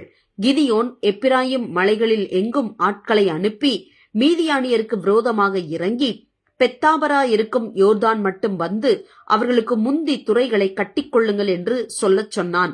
அப்படியே எப்பிராயிமின் மனுஷர் எல்லாரும் கூடி பெத்தாபரா இருக்கும் யோர்தான் மட்டும் வந்து துறைகளை கட்டிக்கொண்டு மீதியானியரின் 2 அதிபதிகளாகிய ஓரேபையும் சேபையும் பிடித்து ஓரேபை ஓரேப் என்னப்பட்ட கண்மலையிலும் சேபை சேப் என்னப்பட்ட ஆலையிலும் கொன்று போட்டு மீதியானியரை துரத்தி ஓரேப் சேப் என்பவர்களின் தலைகளை யோர்தானுக்கு இக்கரையில் இருந்த கிதியோனிடத்துக்கு கொண்டு வந்தார்கள். அப்பொழுது எப்பிராயிம் மனுஷர் அவனை நோக்கி, நீ மீதியானியர் மேல் யுத்தம் பண்ண போகிற போது எங்களை அழைப்பிக்கவில்லையே, இப்படி நீ எங்களுக்கு செய்தது என்ன என்று அவனோட பலத்த வாக்குவாதம் பண்ணினார்கள். அதற்கு அவன், நீங்கள் செய்ததற்கு நான் செய்தது எம்மாத்திரம்? அபியேசிரியரின் திராட்சப்பழத்தின் முழு அறுப்பை பார்க்கிலும் எப்பிராயிமரின் மீதியான அறுப்பு அதிகமல்லவா? தேவன் உங்கள் கையிலே மீதியானியரின் அதிபதிகளாகிய ஓரேபையும் சேபையும் ஒப்பு கொடுத்தாரே, நீங்கள் செய்ததிலும் நான் செய்யக்கூடியது எம்மாத்திரம் என்றான். இந்த வார்த்தையை அவன் சொன்னபோது அவன் மேலிருந்த அவர்களுடைய கோபம் ஆறிற்று. கிதியோன் யோர்தானுக்கு வந்தபோது அவனும் அவனோடு இருந்த 300 பேரும் அதை கடந்து போய் விடாய்த்திருந்தும் சத்ருவை பின்தொடர்ந்தார்கள். அவன் சுக்கோத்தின் மனுஷரை நோக்கி, என்னோடு இருக்கிற ஜனத்திற்கு சில அப்பங்களை கொடுங்கள், அவர்கள் விடாய்த்திருக்கிறார்கள். நான் மீதியானியரின் ராஜாக்களாகிய சேபையும் சல்முனாவையும் பின்தொடர்கிறேன் என்றான். அதற்கு சுக்கோத்தின் பிரபுக்கள், உன் சேனைக்கு நாங்கள் அப்பம் கொடுக்கிறதற்கு சேபா சல்முனா என்பவர்களின் கை உன் வசமாயிற்றோ என்றார்கள். அப்பொழுது கிதியோன் அவர்களை நோக்கி, கர்த்தர் சேபாவையும் சல்முனாவையும் என் கையில் ஒப்புக் கொடுக்கும் போது உங்கள் மாம்சத்தை வனாந்தரத்தின் முள்ளுகளாலும் நெரிஞ்சில்களாலும் கிழித்து விடுவேன் என்று சொல்லி அவ்விடம் விட்டு பெனுவேலுக்கு போய் அவ்வூராரிடத்தில் அந்தப்படியே கேட்டான். சுக்கோத்தின் மனுஷர் பிரதியுத்தரமாக சொன்னபடியே பெனுவேலின் மனுஷரும் அவனுக்கு சொன்னார்கள். அப்பொழுது அவன் பெனுவேலின் மனுஷரை பார்த்து, நான் சமாதானத்தோடு திரும்பி வரும்போது இந்த கோபுரத்தை இடித்து போடுவேன் என்றான். சேபாவும் சல்முனாவும் அவர்களோட கூட அவர்களுடைய சேனைகளும் ஏறக்குறைய 15,000 பேர் கர்கோரில் இருந்தார்கள். பட்டயம் உருவத்தக்க 120,000 பேர் விழுந்தபடியால் கிழக்கத்தியாரின் சகல சேனையிலும் இவர்கள் மாத்திரம் மீந்திருந்தார்கள். கிதியோன் கூடாரங்களிலே குடியிருக்கிறவர்கள் வழியாய் நோபாகுக்கும் யோகிபெயாவுக்கும் கிழக்கே போய் அந்த சேனை பயமில்லை என்று இருந்தபோது அதை முறியடித்தான். சேபாவும் சல்முனாவும் ஓடிப்போனார்கள். அவனோ அவர்களை தொடர்ந்து சேபா சல்முனா என்னும் மீதியானியரின் 2 ராஜாக்களையும் பிடித்து சேனை முழுவதையும் கலங்கடித்தான். யோவாசின் குமாரனாகிய கிதியோன் யுத்தம் பண்ணி சூரியன் உதிக்கும் முன்னே திரும்பி வந்தபோது சுக்கோத்தின் மனுஷரில் ஒரு வாலிபனை பிடித்து அவனிடத்தில் விசாரித்தான். அவன் சுக்கோத்தின் பிரபுக்களும் அதன் மூப்பருமாகிய 77 மனுஷரின் பேரை அவனுக்கு எழுதி கொடுத்தான். அவன் சுக்கோத்து ஊராரிடத்தில் வந்து, இதோ விடாய்த்திருக்கிற உன் மனுஷருக்கு நாங்கள் அப்பம் கொடுக்கிறதற்கு சேபா சல்முனா என்பவர்களின் கை உன் கை வசமாயிற்றோ என்று நீங்கள் என்னை நிந்தித்துச் சொன்ன சேபாவும் சல்முனாவும் இங்கே இருக்கிறார்கள் என்று சொல்லி பட்டணத்தின் மூப்பரை பிடித்து வனாந்திரத்தின் முள்ளுகளையும் நெரிஞ்சில்களையும் கொண்டு வந்து அவைகளால் சுக்கோத்தின் மனுஷருக்கு புத்தி வர பண்ணி பெனுவேலின் கோபுரத்தை இடித்து அவ்வூர் மனுஷரையும் கொன்று போட்டான். பின்பு அவன் சேபாவையும் சல்முனாவையும் நோக்கி, நீங்கள் தாபோரிலே கொன்று போட்ட அந்த மனுஷர் எப்படிப்பட்டவர்கள் என்று கேட்டான். அதற்கு அவர்கள், நீர் எப்படிப்பட்டவரோ அவர்களும் அப்படிப்பட்டவர்களே, ஒவ்வொருவனும் பார்வைக்கு ராஜகுமாரனைப் போல் இருந்தான் என்றார்கள். அப்பொழுது அவன், அவர்கள் என் சகோதரரும் என் தாயின் பிள்ளைகளுமாய் இருந்தார்கள். அவர்களை உயிரோடே வைத்திருந்தீர்கள், ஆனால் உங்களை கொள்ளாதிருப்பேன் என்று கர்த்தரின் ஜீவனை கொண்டு சொல்லுகிறேன் என்று சொல்லி தன் மூத்த குமாரனாகிய எத்தேரை நோக்கி, நீ எழுந்து இவர்களை வெட்டி போடு என்றான். அந்த வாலிபன் இளைஞனானபடியால் பயந்து தன் பட்டயத்தை உருவாதிருந்தான். அப்பொழுது சேபாவும் சல்முனாவும், நீரே எழுந்து எங்கள் மேல் விழும், மனுஷன் எப்படியோ அப்படியே அவன் பெலனும் இருக்கும் என்றார்கள். கிதியோன் எழுந்து சேபாவையும் சல்முனாவையும் கொன்று போட்டு அவர்கள் ஒட்டகங்களின் கழுத்துகளில் இருந்த சாந்து காரைகளை எடுத்துக்கொண்டான். அப்பொழுது இஸ்ரவேல் மனுஷர் கிதியோனை நோக்கி, நீர் எங்களை மீதியானியரின் கைக்கு நீங்களாக்கி விட்டபடியினால் நீரும் உம்முடைய குமாரனும் உம்முடைய குமாரனின் குமாரனும் எங்களை ஆளக்கடவீர்கள் என்றார்கள். அதற்கு கிதியோன், நான் உங்களை ஆளமாட்டேன், என் குமாரனும் உங்களை ஆளமாட்டான், கர்த்தரே உங்களை ஆளுவாராக என்றான். பின்பு கிதியோன் அவர்களை நோக்கி, உங்களிடத்தில் ஒரு காரியத்தை கேட்கிறேன், நீங்கள் அவரவர் கொள்ளையிட்ட கடுக்கன்களை என்னிடத்தில் கொண்டு வாருங்கள் என்றான். அவர்கள் இஸ்மவேலராய் இருந்தபடியினால் அவர்களிடத்தில் பொன் கடுக்கன்கள் இருந்தது. இஸ்ரவேலர் சந்தோஷமாய் கொடுப்போம் என்று சொல்லி ஒரு வஸ்திரத்தை விரித்து அவரவர் கொள்ளையிட்ட கடுக்கன்களை அதிலே போட்டார்கள். பிறை சிந்தாக்குகளும் ஆரங்களும் மீதியானியரின் ராஜாக்கள் பொறுத்து கொண்டிருந்த இரத்தாம்பரங்களும் அவர்களுடைய ஒட்டகங்களின் கழுத்துகளில் இருந்த சரப்பணிகளும் அல்லாமல் அவன் கேட்டு வாங்கின பொன் கடுக்கன்களின் நிறை 1700 பொன் சேக்கலின் நிறையாயிருந்தது. அதனால் கிதியோன் ஒரு ஏபோத்தை உண்டாக்கி அதை தன் ஊரான ஒப்ராவிலே வைத்தான். இஸ்ரவேலர் எல்லாரும் அதை பின்பற்றி சோரம் போனார்கள். அது கிதியோனுக்கும் அவன் வீட்டாருக்கும் கண்ணியாயிற்று. இந்த பிரகாரம் மீதியானியர் திரும்ப தலையெடுக்க கூடாதபடிக்கு இஸ்ரவேல் புத்திரருக்கு முன்பாக தாழ்த்தப்பட்டார்கள். தேசமானது கிதியோனின் நாட்களில் 40 வருஷம் அமைதலாய் இருந்தது. யோவாசின் குமாரனாகிய எருபாகால் போய் தன் வீட்டிலே வாசமாயிருந்தான். கிதியோனுக்கு அநேகம் ஸ்திரீகள் இருந்தார்கள். அவனுடைய கற்ப பிறப்பான குமாரர் 70 பேர். சீகேமில் இருந்த அவனுடைய மறுமனையாட்டியும் அவனுக்கு ஒரு குமாரனை பெற்றாள். அவனுக்கு அபிமெலேக்கு என்று பெயரிட்டான். பின்பு யோவாசின் குமாரனாகிய கிதியோன் நல்ல விருத்தாப்பியத்திலே மரித்து ஒப்ராவிலே தன் தகப்பனாகிய யோவாஸ் என்னும் அபியேஸ்ரியனுடைய கல்லறையில் அடக்கம் பண்ணப்பட்டான். கிதியோன் மரித்த பின் இஸ்ரவேல் புத்திரர் திரும்பவும் பாகால்களை பின்பற்றி சோரம் போய் பாகால் பேரித்தை தங்களுக்கு தேவனாக வைத்துக் கொண்டார்கள். இஸ்ரவேல் புத்திரர் தங்களை சுற்றிலும் இருந்த தங்கள் எல்லா சத்துருக்களின் கையினின்றும் தங்களை ரட்சித்த தங்கள் தேவனாகிய கர்த்தரை நினையாமலும் கிதியோன் எனும் எருபாகால் இஸ்ரவேலுக்கு செய்த சகல நன்மைக்கு தக்க தயவை அவன் வீட்டாருக்கு பாராட்டாமலும் போனார்கள். எருபாகாலின் குமாரன் அபிமெலேக்குக்கு சீகேமில் இருக்கிற தன் தாயின் சகோதரரிடத்திற்கு போய் அவர்களையும் தன் தாயின் தகப்பனுடைய வம்சமான அனைவரையும் நோக்கி, எருபாகாலின் குமாரர் 70 பேராகிய எல்லாரும் உங்களை ஆளுவது உங்களுக்கு நல்லதோ, ஒருவன் மாத்திரம் உங்களை ஆளுவது உங்களுக்கு நல்லதோ என்று நீங்கள் சீகேமில் இருக்கிற சகல பெரிய மனுஷரின் காதுகளும் கேட்க பேசுங்கள். நான் உங்கள் எலும்பும் உங்கள் மாம்சமும் ஆனவன் என்று நினைத்துக் கொள்ளுங்கள் என்றான். அப்படியே அவன் தாயின் சகோதரர் சீகேமில் இருக்கிற சகல பெரிய மனுஷரின் காதுகளும் கேட்க இந்த வார்த்தைகளை எல்லாம் அவனுக்காக பேசினார்கள். அப்பொழுது அவன், நம்முடைய சகோதரன் என்று அவர்கள் சொன்னதினால் அவர்கள் இருதயம் அபிமெலேக்கை பின்பற்ற சாய்ந்தது. அவர்கள் பாகால் பேரீத்தின் கோவிலில் இருந்து 70 வெள்ளிக்காசை எடுத்து அவனுக்கு கொடுத்தார்கள். அவைகளால் அபிமெலேக்கு வீணரும் போக்கிரிகளுமான மனுஷரை சேவகத்தில் வைத்தான். அவர்கள் அவனை பின்பற்றினார்கள். அவன் ஒப்ராவில் இருக்கிற தன் தகப்பன் வீட்டிற்கு போய் எருபாகாலின் குமாரராகிய தன் சகோதரர் 70 பேரையும் ஒரே கல்லின் மேல் கொலை செய்தான். ஆனாலும் எருபாகாலின் இளைய குமாரனாகிய யோதாம் ஒளிந்திருந்தபடியினால் அவன் தப்பினான். பின்பு சீகேமில் இருக்கிற சகல பெரிய மனுஷரும் மில்லோவின் குடும்பத்தாரனைவரும் கூடிக்கொண்டு போய் சீகேமில் இருக்கிற உயர்ந்த கர்வாலி மரத்தண்டையிலே அபிமெலேக்கை ராஜாவாக்கினார்கள். இது யோதாமுக்கு அறிவிக்கப்பட்ட போது அவன் போய் கெரிசீம் மலையின் உச்சியில் ஏறி நின்று உரத்த சத்தமிட்டு கூப்பிட்டு அவர்களை நோக்கி, சீகேமின் பெரிய மனுஷரே, தேவன் உங்களுக்கு செவி கொடுக்கும்படி நீங்கள் எனக்கு செவி கொடுங்கள். விருட்சங்கள் தங்களுக்கு ஒரு ராஜாவை அபிஷேகம் பண்ணும்படி போய் ஒலிவ மரத்தை பார்த்து, நீ எங்களுக்கு ராஜாவாயிரு என்றது. அதற்கு ஒலிவ மரம், தேவர்களும் மனுஷரும் புகழுகிற எண்ணிலுள்ள என் கொழுமையை நான் விட்டு மரங்களை அரசால போவேனோ என்றது. அப்பொழுது மரங்கள் அத்தி மரத்தை பார்த்து, நீ வந்து எங்களுக்கு ராஜாவாயிரு என்றது. அதற்கு அத்திமரம், நான் என் மதுரத்தையும் என் நற்கனியையும் விட்டு மரங்களை அரசால போவேனோ என்றது. அப்பொழுது மரங்கள் திராட்சை செடியை பார்த்து, நீ வந்து எங்களுக்கு ராஜாவாய் இரு என்றது. அதற்கு திராட்சை செடி, தேவர்களையும் மனுஷரையும் மகிழப்பண்ணும் என் ரசத்தை நான் விட்டு மரங்களை அரசால போவேனோ என்றது. அப்பொழுது மரங்கள் எல்லாம் முட்செடியை பார்த்து, நீ வந்து எங்களுக்கு ராஜாவாய் இரு என்றது. அதற்கு முட்செடியானது மரங்களை பார்த்து, நீங்கள் என்னை உங்களுக்கு ராஜாவாக அபிஷேகம் பண்ணுகிறது மெய்யானால் என் நிழலிலே வந்தடையுங்கள், இல்லாவிட்டால் முச்செடியிலிருந்து அக்கினி புறப்பட்டு லீபனோனின் கேதுரு மரங்களை பட்சிக்க கடவது என்றது.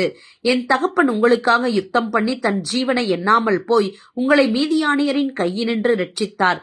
நீங்களோ இன்று என் தகப்பனுடைய குடும்பத்துக்கு விரோதமாய் எழும்பி அவருடைய குமாரரான 70 பேரையும் ஒரே கல்லின் மேல் கொலை செய்து அவருடைய வேலைக்காரியின் மகனாகிய அபிமெலேக்கு உங்கள் சகோதரனானபடியினால் அவனை சீகேம் பட்டணத்தாருக்கு ராஜாவாக்கினீர்கள்.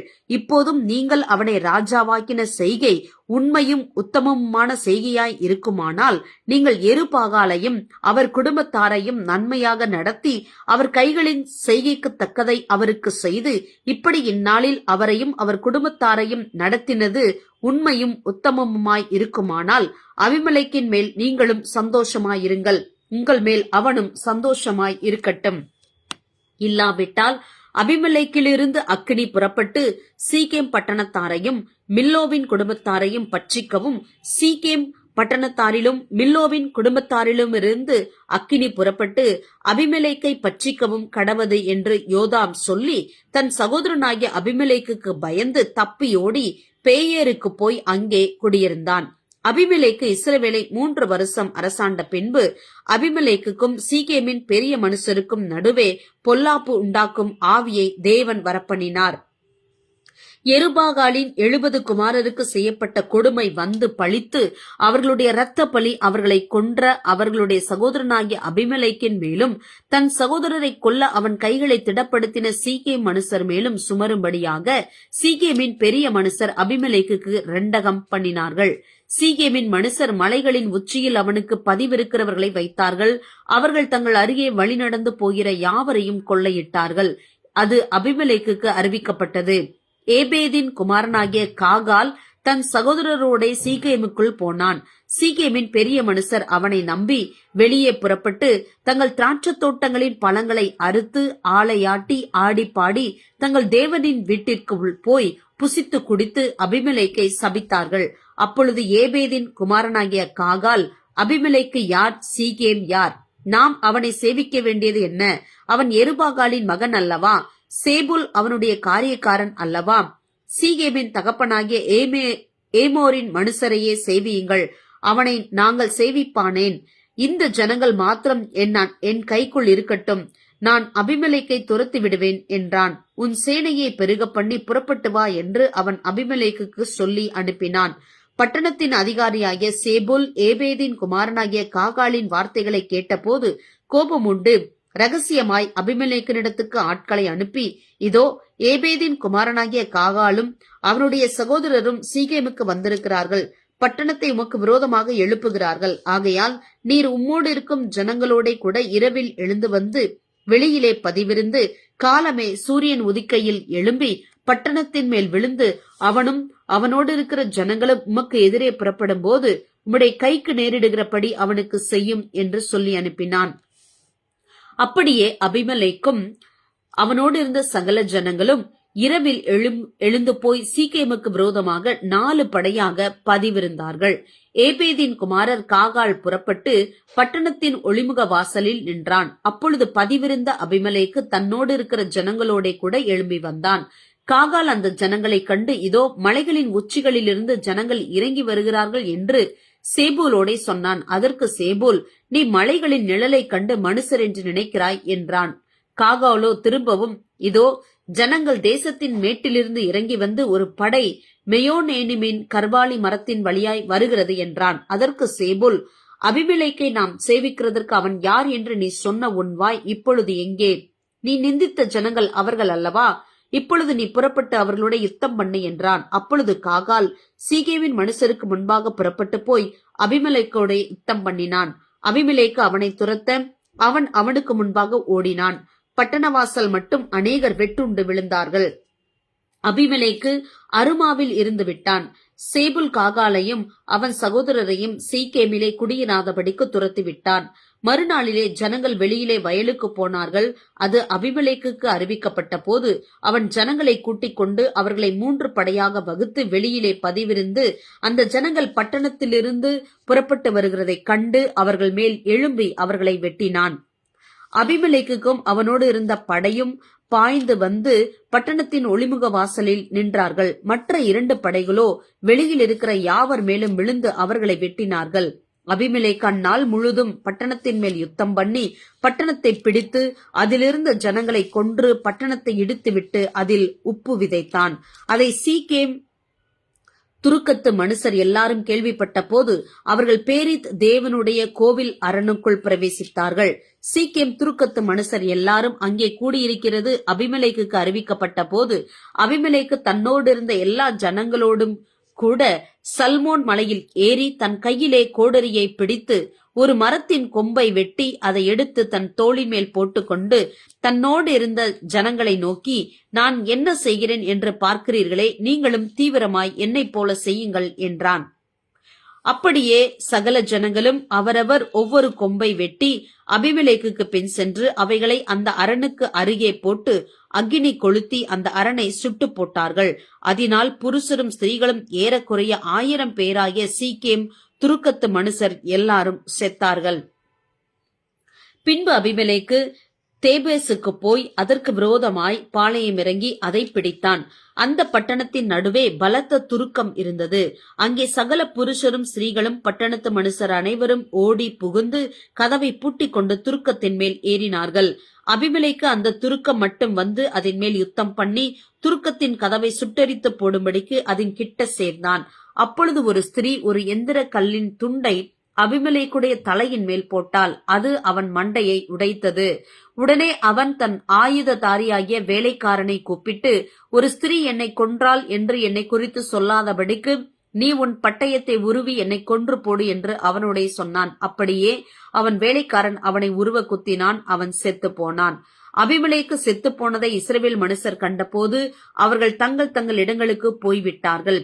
இப்படியே அபிமெலேக்கு தன்னுடைய 70 சகோதரரை கொலை செய்ததினால் தன் தகப்பனுக்கு செய்த பொல்லாப்பை தேவன் அவன் மேல் திரும்பும்படி செய்தார். சீக்கேம் மனுஷர் செய்த எல்லா பொல்லாப்பையும் தேவன் அவர்கள் தலையின் மேல் திரும்பும்படி செய்தார். எருபாகாலின் குமாரன் யோதாமின் சாபம் அவர்களுக்கு பலித்தது.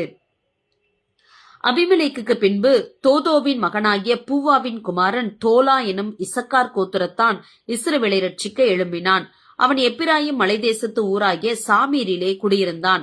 அவன் இஸ்ரவேலை 23 வருஷம் நியாயம் விசாரித்து பின்பு மரித்து சாமீரிலே அடக்கம் பண்ணப்பட்டான். அவனுக்கு பின்பு கீலேயாத்தியனான யாவீர் எழும்பி இஸ்ரவேலை 22 வருஷம் நியாயம் விசாரித்தான். 30 கழுதை குட்டிகளின் மேல் ஏறும் 30 குமாரர் அவனுக்கு இருந்தார்கள். அவர்களுக்கு 30 ஊர்களும் இருந்தது. கீலேயாத் தேசத்தில் இருக்கிற அவைகளுக்கு இந்நாள் வரைக்கும் யாவீரின் கிராமங்கள் என்கிற பேர் இருக்கிறது. யாவீர் மரித்து காமோனிலே அடக்கம் பண்ணப்பட்டான். இஸ்ரவேல் புத்திரர் மறுபடியும் கர்த்தரின் பார்வைக்கு பொல்லாப்பை செய்து கர்த்தரை சேவியாமல் அவரை விட்டு போய் பாகால்களையும் அஸ்தரோத்தையும் சீரியாவின் தேவர்களையும் சீதோனின் தேவர்களையும் மோவாபின் தேவர்களையும் அம்மோன் புத்திரரின் தேவர்களையும் பெலிஸ்தரின் தேவர்களையும் சேவித்தார்கள். அப்பொழுது கர்த்தர் இஸ்ரவேலின் மேல் கோபம் உண்டு அவர்களை பெலிஸ்தர் கையிலும் அம்மோன் புத்திரர் கையிலும் விற்று போட்டார். அவர்கள் அந்த வருஷம் முதற்கொண்டு 18 வருஷமாய் யோர்தானுக்கு அப்பாலே கீலேயாத்தில் உள்ள எமோரியரின் தேசத்தில் இருக்கிற இஸ்ரவேல் புத்திரரை எல்லாம் நெருக்கி ஒடுக்கினார்கள். அம்மோன் புத்திரர் யூதாவின் மேலும் பென்யமீன் மேலும் எப்பிராயிம் குடும்பத்தார் மேலும் யுத்தம் பண்ண யோர்தானை கடந்து வந்தார்கள். இஸ்ரவேலர் மிகவும் நெருக்கப்பட்டார்கள். அப்பொழுது இஸ்ரவேல் புத்திரர் கர்த்தரை நோக்கி முறையிட்டு, உமக்கு விரோதமாக பாவம் செய்தோம், நாங்கள் எங்கள் தேவனை விட்டு பாகால்களை சேவித்தோம் என்றார்கள். கர்த்தர் இஸ்ரவேல் புத்திரரை நோக்கி, எகிப்தியரும் எமோரியரும் அம்மோன் புத்திரரும் பெலிஸ்தியரும் சீதோனியரும் அமலேக்கியரும் மாகோனியரும் உங்களை ஒடுக்கும் சமயங்களில் நீங்கள் என்னை நோக்கி முறையிட்ட போது நான் உங்களை அவர்கள் கைக்கு நீங்களாக்கி ரட்சிக்கவில்லையா? அப்படியிருந்தும் நீங்கள் என்னை விட்டு அந்நிய தேவர்களை சேவித்தீர்கள். ஆகையால் இனி உங்களை ரட்சியேன். நீங்கள் போய் உங்களுக்காக தெரிந்து கொண்ட தேவர்களை நோக்கி முறையிடுங்கள். அவைகள் உங்கள் ஆபத்தின் காலத்தில் உங்களை ரட்சிக்கட்டும் என்றார். இஸ்ரவேல் புத்திரர் கர்த்தரை நோக்கி, பாவம் செய்தோம், தேவரீர் உம்முடைய பார்வைக்கு நலமானதை எங்களுக்கு செய்யும், இன்றைக்கு மாத்திரம் எங்களை ரட்சித்தருளும் என்று சொல்லி அந்நிய தேவர்களை தங்கள் நடுவிலிருந்து விலக்கிவிட்டு கர்த்தருக்கு ஆராதனை செய்தார்கள். அப்பொழுது அவர் இஸ்ரவேலின் வருத்தத்தை பார்த்து மனதுருகினார். அம்மோன் புத்திரர் கூட்டம் கூடி கீலேயாத்திலே பாளையமிறங்கினார்கள். இஸ்ரவேல் புத்திரரும் கூடிக்கொண்டு மிஸ்பாவிலே பாளையமிறங்கினார்கள். அப்பொழுது கீலேயாத்தின் ஜனங்களும் பிரபுக்களும் ஒருவரை ஒருவர் நோக்கி, அம்மோன் புத்திரர் மேல் முந்தி யுத்தம் பண்ண போகிற மனுஷன் யார்? அவனே கீலேயாத்தின் குடிகளுக்கெல்லாம் தலைவனாயிருப்பான் என்றார்கள்.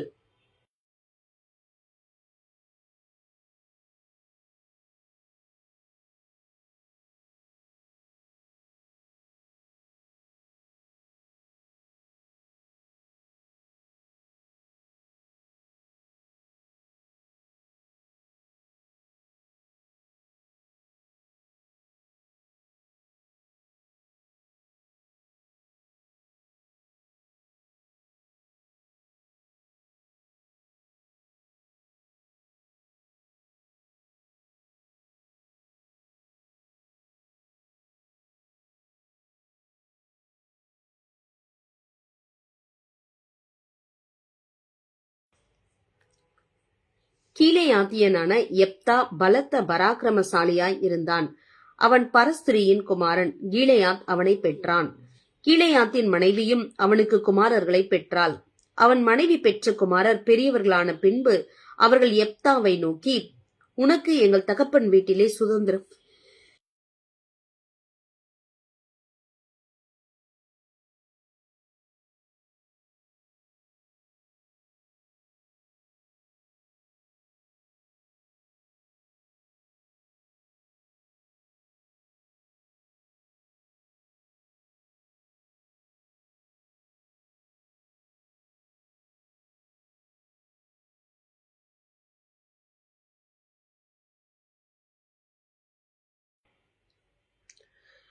அவர்கள் யெப்தாவை நோக்கி, உனக்கு எங்கள் தகப்பன் வீட்டிலே சுதந்திரம் இல்லை, நீ அந்நிய ஸ்திரீயின் மகன் என்று சொல்லி அவனை துரத்தினார்கள். அப்பொழுது யெப்தா தன் சகோதரரை விட்டு ஓடிப்போய் தோப் தேசத்திலே குடியிருந்தான். வீணரான மனுஷர் எப்தாவோடே கூடிக்கொண்டு அவனோடு கூட யுத்தத்திற்கு போவார்கள். சில நாளைக்கு பின்பு அம்மோன் புத்திரர் இஸ்ரவேலின் மேல் யுத்தம் பண்ணினார்கள். அவர்கள் இஸ்ரவேலின் மேல் யுத்தம் பண்ணும்போது கீலேயாத்தின் மூப்பர் எப்தாவை தோப் தேசத்திலிருந்து அழைத்து வரப்போய் எப்தாவை நோக்கி, நீ வந்து நாங்கள் அம்மோன் புத்திரரோட யுத்தம் பண்ண எங்கள் சேனாபதியாய் இருக்க வேண்டும் என்றார்கள். அதற்கு எப்தா கீலேயாத்தின் மூப்பரை பார்த்து, நீங்கள் அல்லவா என்னை பகைத்து என் தகப்பன் வீட்டிலிருந்து என்னை துரத்தினவர்கள். இப்பொழுது உங்களுக்கு ஆபத்து நேரிட்டிருக்கிற சமயத்தில் நீங்கள் என்னிடத்தில் ஏன் வருகிறீர்கள் என்றான். அதற்கு கீலேயாத்தின் மூப்பர் எப்தாவை நோக்கி, நீ எங்களுடனே கூட வந்து அம்மோன் புத்திரரோடு யுத்தம் பண்ணி கீலேயாத்தின் குடிகளாகிய எங்கள் அனைவர் மேலும் தலைவனாய் இருக்க வேண்டும்.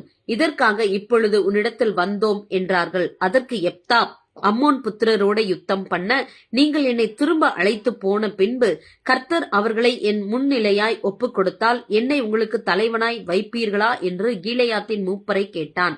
கீலேயாத்தின் மூப்பர் எப்தாவை பார்த்து, நாங்கள் உன் வார்த்தையின் படியே செய்யாவிட்டால் கர்த்தர் நமக்கு நடுநின்று கேட்பாராக என்றார்கள்.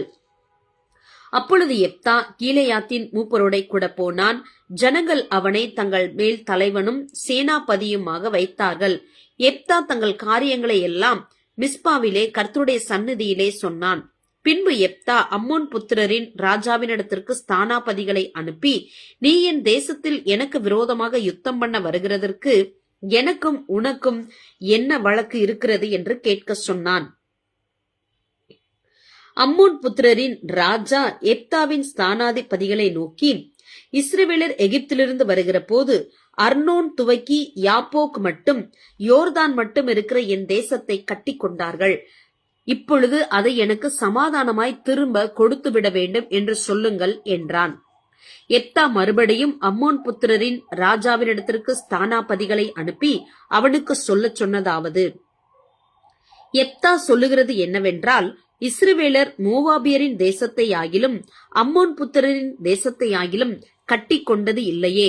இஸ்ரவேலர் எகிப்திலிருந்து வருகிற போது வனாந்திரத்தில் சிவந்த சமுத்திரம் மட்டும் நடந்து பின்பு காதேசுக்கு வந்து இஸ்ரவேலர் ஏதோமின் ராஜாவினிடத்திற்கு ஸ்தானாபதிகளை அனுப்பி, நாங்கள் உன் தேசத்து வழியாய் கடந்து போகட்டும் என்று சொல்லச் சொன்னார்கள்.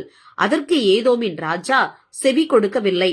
அப்படியே மோவாபின் ராஜாவினிடத்திற்கும் அனுப்பினார்கள். அவனும் சம்மதிக்கவில்லை.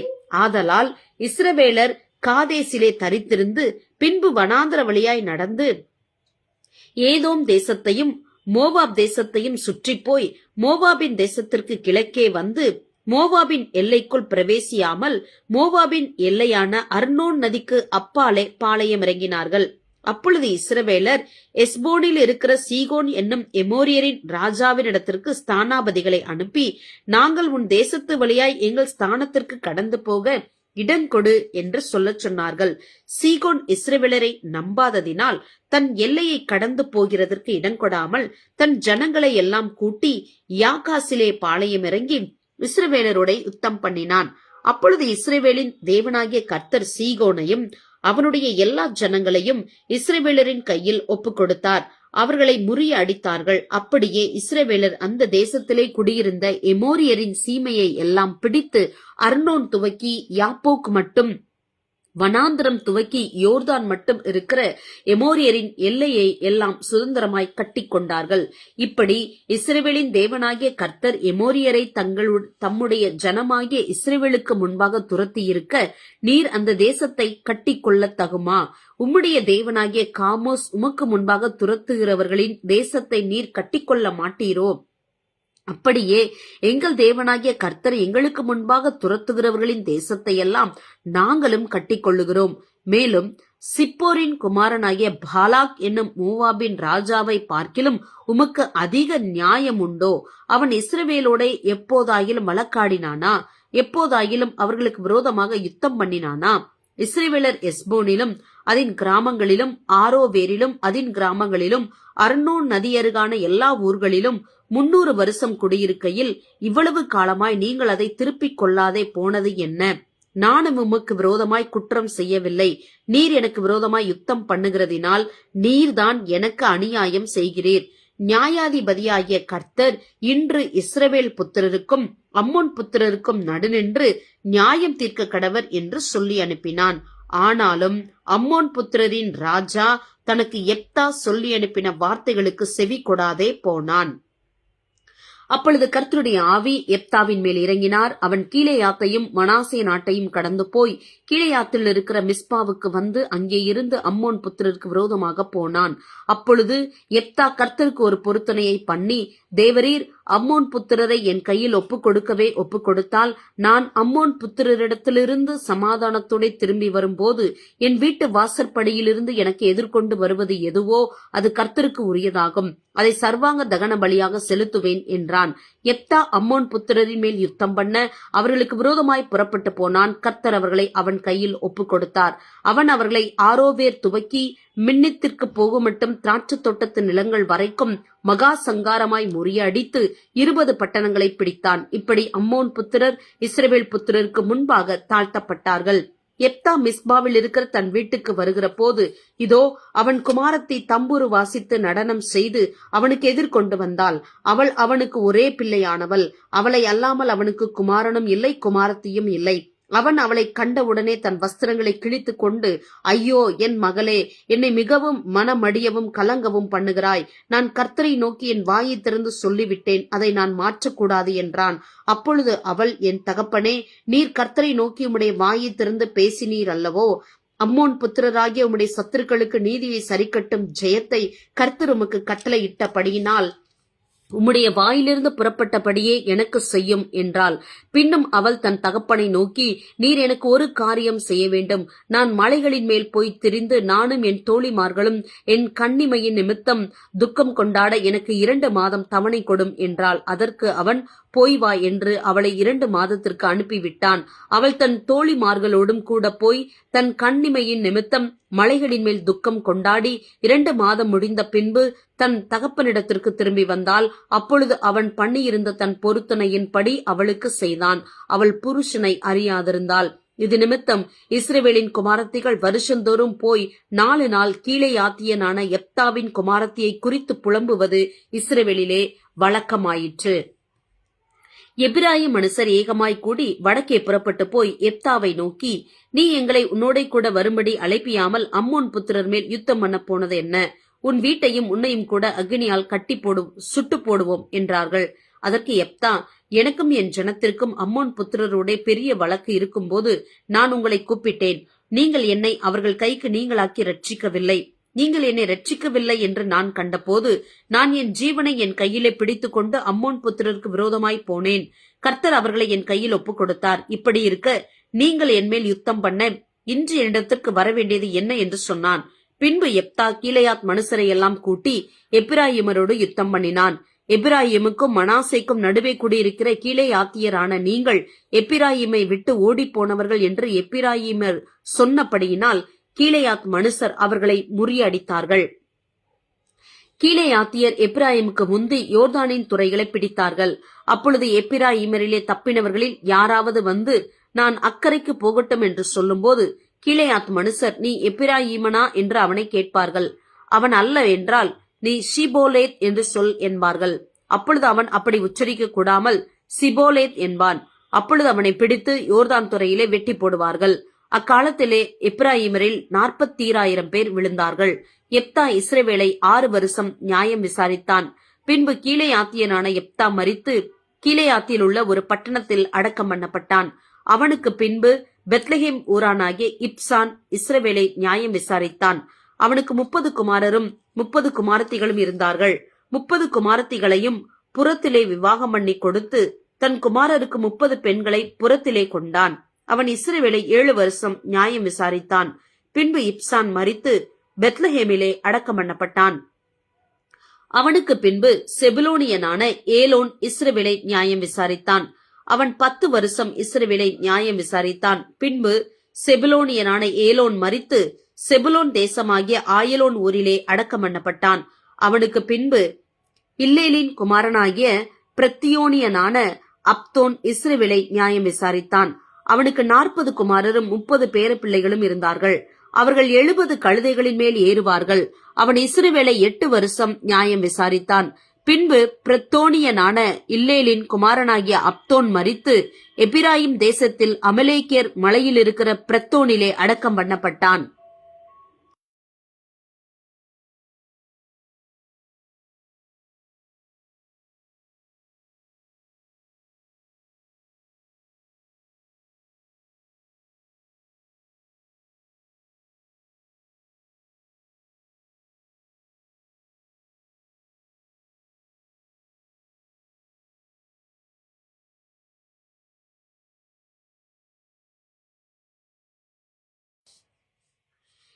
இஸ்ரவேல் புத்திரர் மறுபடியும் கர்த்தரின் பார்வைக்கு பொல்லாப்பானதை செய்தபடியால் கர்த்தர் அவர்களை 40 வருஷம் அளவும் பெலிஸ்தர் கையில் ஒப்புக் கொடுத்தார்.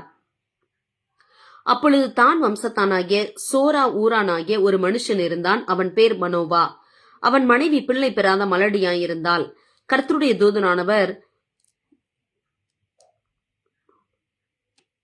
அந்த ஸ்திரீக்கு தரிசனமாகி அவளை நோக்கி, இதோ, பிள்ளை பெறாத மலடியான நீ கற்பந்தரித்து ஒரு குமாரனை பெறுவாய். ஆதலால் நீ திராட்சரசமும் மதுபானமும் குடியாதபடிக்கும் தீட்டானது ஒன்றும் புசியாதபடிக்கும் எச்சரிக்கையாயிரு. நீ கற்பந்தரித்து ஒரு குமாரனை பெறுவாய். அவன் தலையின் மேல் சவரன் கத்தி படலாகாது. அந்த பிள்ளை பிறந்தது முதல் தேவனுக்கென்று நசரேயனாய் இருப்பான். அவன் இஸ்ரவேலை பெலிஸ்தரின் கைக்கு நீங்களாக்கி இரட்சிக்க தொடங்குவான் என்றார். அப்பொழுது அந்த ஸ்திரீ தன் புருஷனிடத்தில் வந்து, தேவனுடைய மனுஷன் ஒருவன் என்னிடத்தில் வந்தார். அவருடைய சாயல் தேவனுடைய தூதரின் சாயலைப் போல மகா பயங்கரமாய் இருந்தது. எங்கே இருந்து வந்தீர் என்று நான் அவரிடத்தில் கேட்கவில்லை. அவர் தம்முடைய நாமத்தை எனக்கு சொல்லவும் இல்லை. அவர் என்னை நோக்கி, இதோ, நீ கற்பந்தரித்து ஒரு குமாரனை பெறுவாய். ஆதலால் நீ திராட்சரசமும் மதுபானமும் குடியாமலும் தீட்டானது ஒன்றும் புசியாமலும் இரு. அந்த பிள்ளை பிறந்தது முதல் தன் மரண நாள் மட்டும் தேவனுக்கென்று நசரேயனாய் இருப்பான் என்று சொன்னார் என்றாள். அப்பொழுது மனோவா கர்த்தரை நோக்கி விண்ணப்பம் பண்ணி, என் ஆண்டவரே, நீர் அனுப்பின தேவனுடைய மனுஷன் மறுபடியும் ஒரு விசை எங்களிடத்தில் வந்து பிறக்கப் போகிற பிள்ளைக்காக நாங்கள் செய்ய வேண்டியதை எங்களுக்கு கற்பிப்பாராக என்று வேண்டிக் கொண்டான். தேவன் மனோவாவின் சத்தத்தை செவி கொடுத்தான். அந்த ஸ்திரீ வயல்வெளியில் இருக்கும்போது தேவனுடைய தூதனானவர் திரும்பவும் அவளிடத்தில் வந்தார். அப்பொழுது அவள் புருஷனாகிய மனோவா அவளோட இருக்கவில்லை. ஆகையால் அந்த ஸ்திரீ சீக்கிரமாய் ஓடி, இதோ, அன்று என்னிடத்தில் வந்தவர் எனக்கு தரிசனமானார் என்று தன் புருஷனுக்கு அறிவித்தாள். அப்பொழுது மனோவா எழுந்திருந்து தன் மனைவியின் பின்னாலே போய் அவரிடத்துக்கு வந்து, இந்த ஸ்திரீயோட பேசினவர் நீர்தானா என்று அவரிடத்தில் கேட்டான். அவர் நான் தான் என்றார்.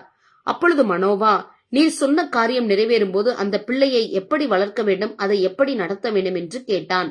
கர்த்தருடைய தூதனானவர் மனோவாவை நோக்கி, நான் ஸ்திரீயோட சொன்ன யாவற்றிற்காகவும் அவள் எச்சரிக்கையாயிருந்து திராட்சை செடியிலே உண்டாகிறதொன்றும் சாப்பிடாமலும் திராட்சரசமும் மதுபானமும் குடியாமலும் தீட்டானதொன்றும் புசியாமலும் நான் அவளுக்கு கட்டளையிட்டது எல்லாம் கை கொள்ள கடவள் என்றார்.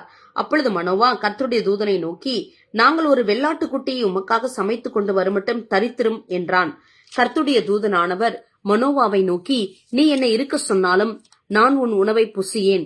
நீ சர்வாங்க தகனபலி இட வேண்டுமானால் அதை நீ கர்த்தருக்கு செலுத்துவாயாக என்றார்.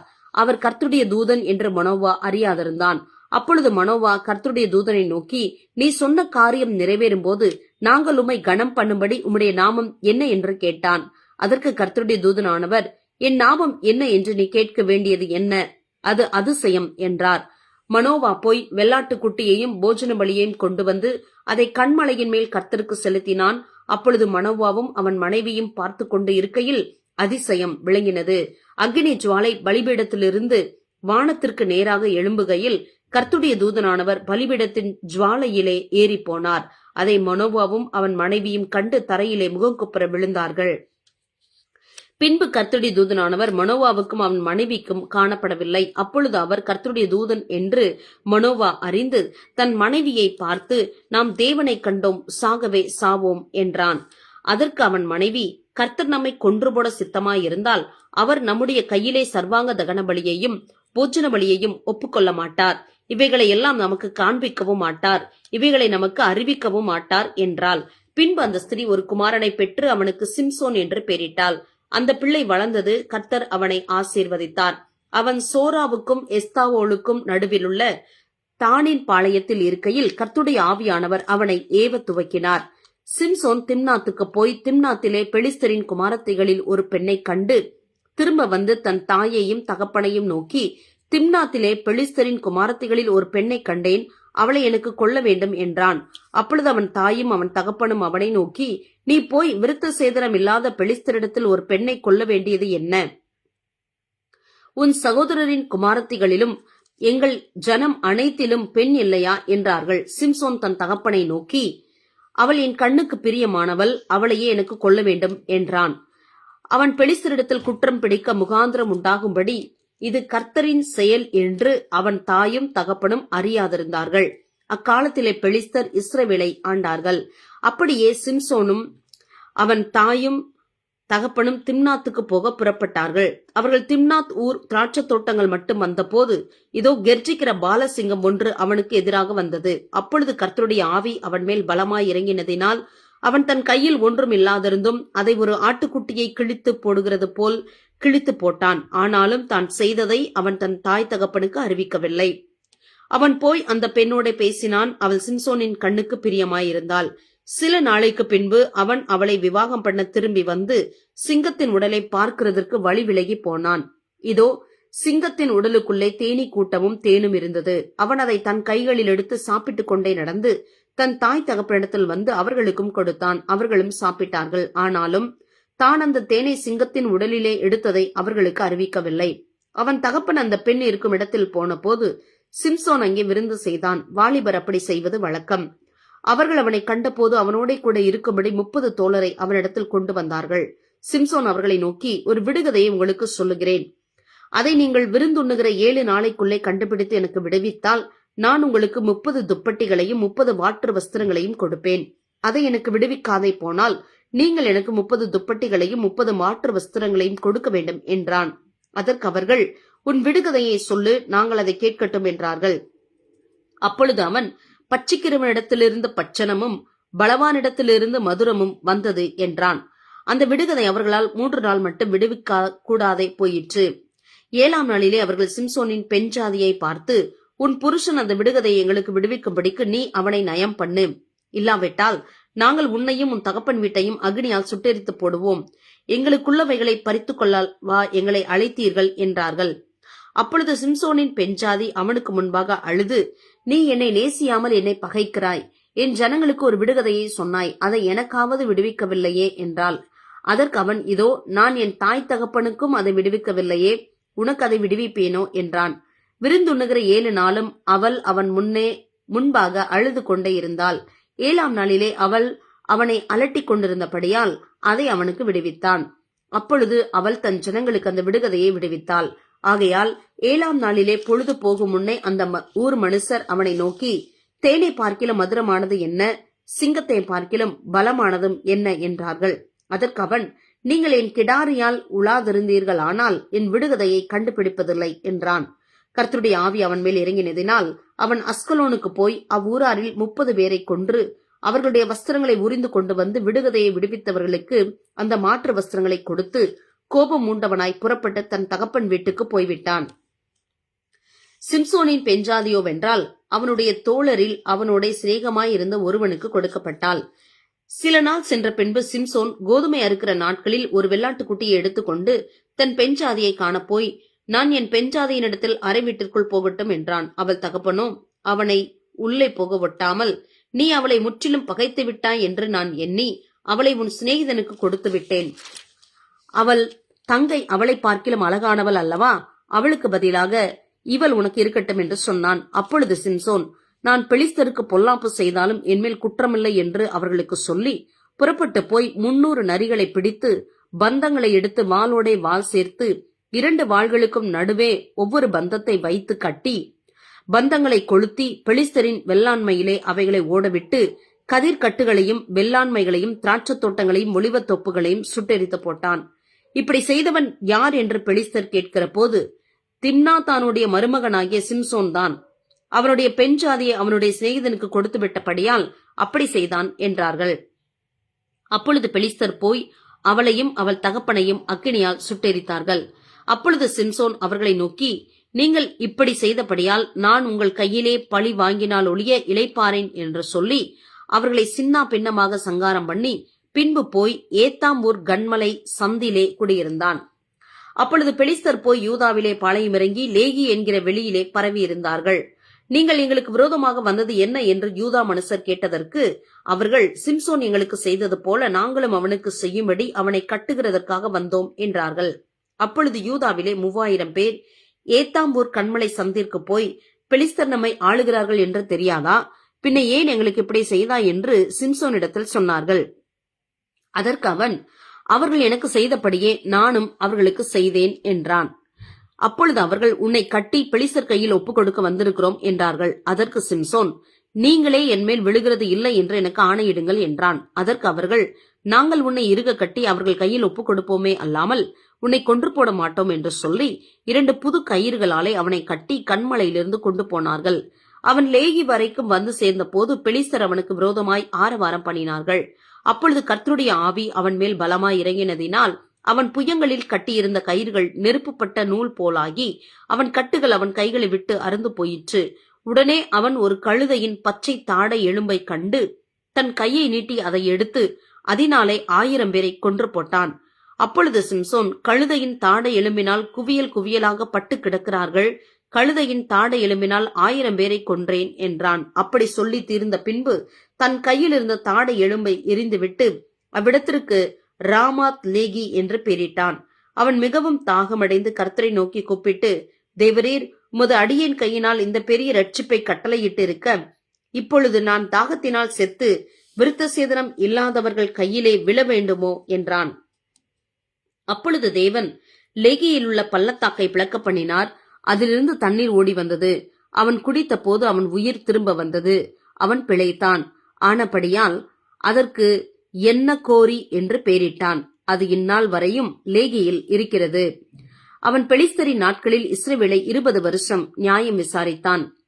பின்பு சிம்சோன் காசாவுக்கு போய் அங்கே ஒரு வேசியை கண்டு அவளிடத்தில் போனான். அப்பொழுது சிம்சோன் இங்கே வந்திருக்கிறான் என்று காசா ஊராருக்கு சொல்லப்பட்டது. அவர்கள் காலையில் வெளிச்சமாகிற போது அவனை கொன்று போடுவோம் என்று சொல்லி அவனை வளைந்து கொண்டு ரா முழுவதும் அவனுக்காக பட்டண வாசலில் பதிவிருந்து ரா முழுவதும் பேசாதிருந்தார்கள். சிம்சோன் நடுராத்திரி மட்டும் படுத்திருந்து நடுராத்திரியில் எழுந்து பட்டணத்து வாசல் கதவுகளையும் அதன் 2 நிலைகளையும் பிடித்து தாழ்பாலோடை கூட பெயர்த்து தன் தோளின் மேல் வைத்து எப்ரோனுக்கு எதிரே இருக்கிற மலையின் உச்சிக்கு சுமந்து கொண்டு போனான். அதற்கு பின்பு அவன் சோரேக் ஆற்றங்கரையில் இருக்கிற தெலீலால் என்னும் பேருள்ள ஒரு ஸ்திரீயோட சிநேகமாயிருந்தான். அவளிடத்திற்கு பெலிஸ்தரின் அதிபதிகள் போய், நீ அவனை நயம் பண்ணி அவனுடைய மகாபலம் எதினாலே உண்டாயிருக்கிறது என்றும் நாங்கள் அவனை கட்டி சிறுமைப்படுத்துகிறதற்கு எதினாலே அவனை மேற்கொள்ளலாம் என்றும் அறிந்து கொள். அப்பொழுது நாங்கள் ஒவ்வொருவரும் 1100 வெள்ளிக்காசு உனக்கு கொடுப்போம் என்றார்கள். அப்படியே தெலீலால் சிம்சோனை பார்த்து, உன் மகாபலம் எதினாலே உண்டாயிருக்கிறது, உன்னை சிறுமைப்படுத்த உன்னை எதினாலே கட்டலாம் என்று நீ எனக்கு சொல்ல வேண்டும் என்றாள். அதற்கு சிம்சோன், உலராத பச்சையான 7 அகனி நார் கயிறுகளாலே என்னை கட்டினால் நான் பலட்சயமாகி மற்ற மனுஷனைப் போல் ஆவேன் என்றான். அப்பொழுது பெலிஸ்தரின் அதிபதிகள் உலராத பச்சையான 7 அகனி நார் கயிறுகளை அவளிடத்திற்கு கொண்டு வந்தார்கள். அவைகளால் அவள் அவனை கட்டினாள். பதிவிருக்கிறவர்கள் அறை வீட்டிலே காத்திருக்கும் போது அவள், சிம்சோனை, பெலிஸ்தர் உன்மேல் வந்துவிட்டார்கள் என்றாள். அப்பொழுது சணல் நூலானது நெருப்பு பட்ட உடனே இற்று போகிறது போல அவன் அந்த கயிறுகளை அறுத்து போட்டான். அவன் பலம் இன்னதினாலே உண்டாயிருக்கிறது என்று அறியப்படவில்லை. அப்பொழுது தெலீலால் சிம்சோனை பார்த்து, இதோ என்னை பரியாசம் பண்ணி எனக்கு பொய் சொன்னாய், இப்போதும் உன்னை எதினாலே கட்டலாம் என்று எனக்கு சொல்ல வேண்டும் என்றாள்.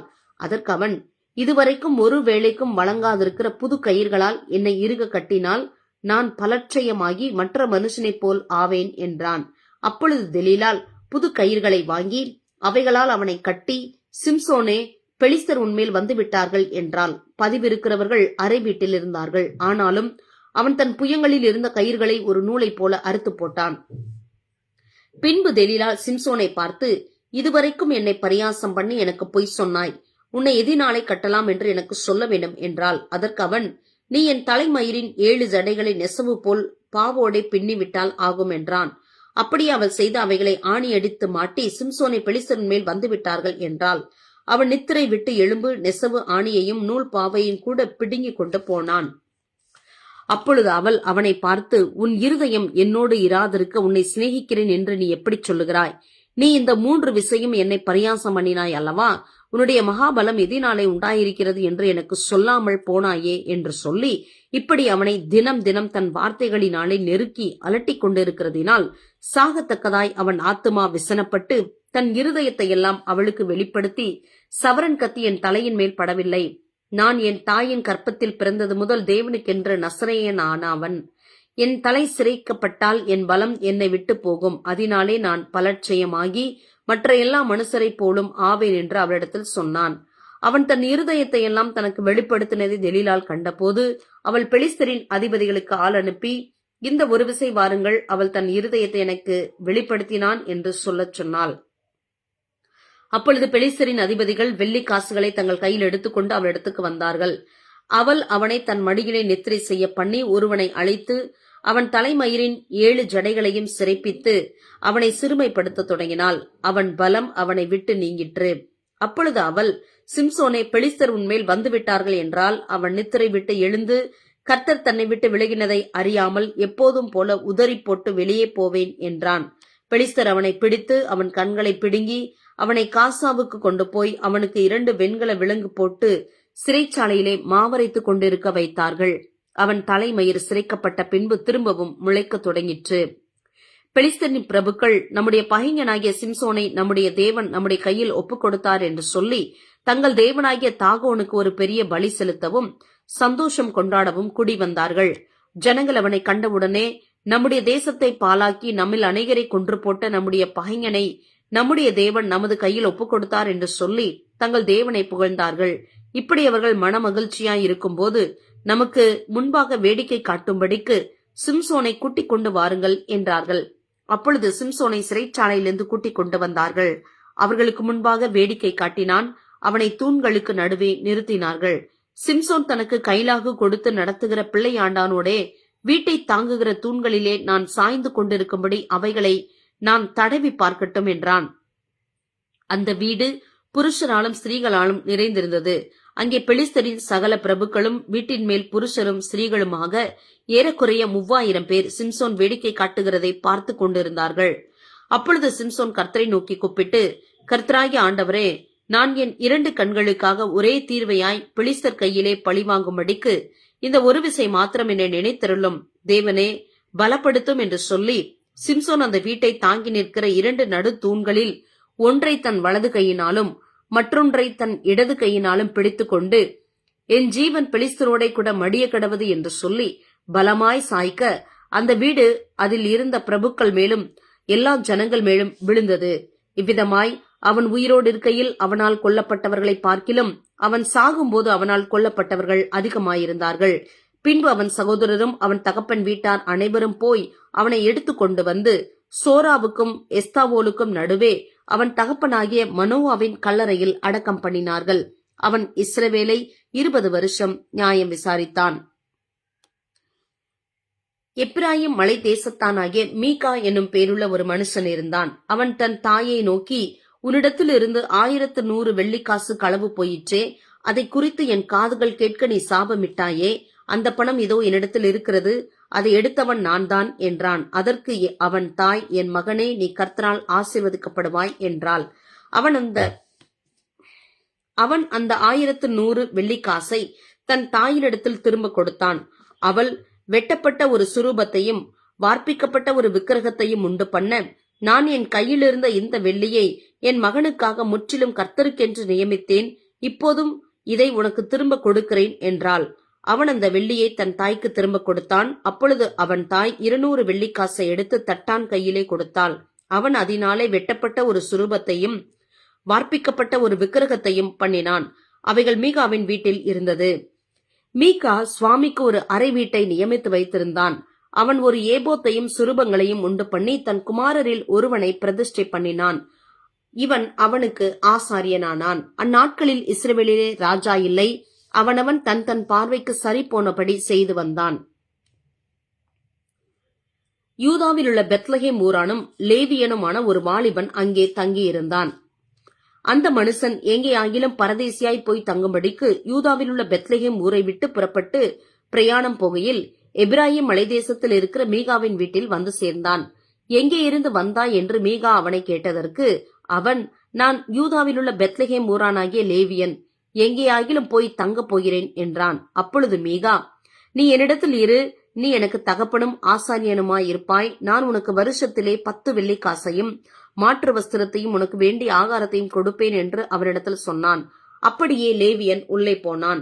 அந்த லேவியன் அந்த மனிதனிடத்தில் இருக்க சம்மதித்தான். அந்த வாலிபன் அவனுக்கு அவன் குமாரரில் ஒருவனைப் போல இருந்தான். மீகா அந்த லேவியனை பிரதிஷ்டை பண்ணினான். அந்த வாலிபன் அவனுக்கு ஆசாரியனாகி மீகாவின் வீட்டில் இருந்தான். அப்பொழுது மீகா, எனக்கு ஆசாரியனான ஒரு லேவியன் அகப்பட்டபடியினால் கர்த்தர் எனக்கு நன்மை செய்வார் என்று இப்பொழுது அறிந்திருக்கிறேன் என்றான்.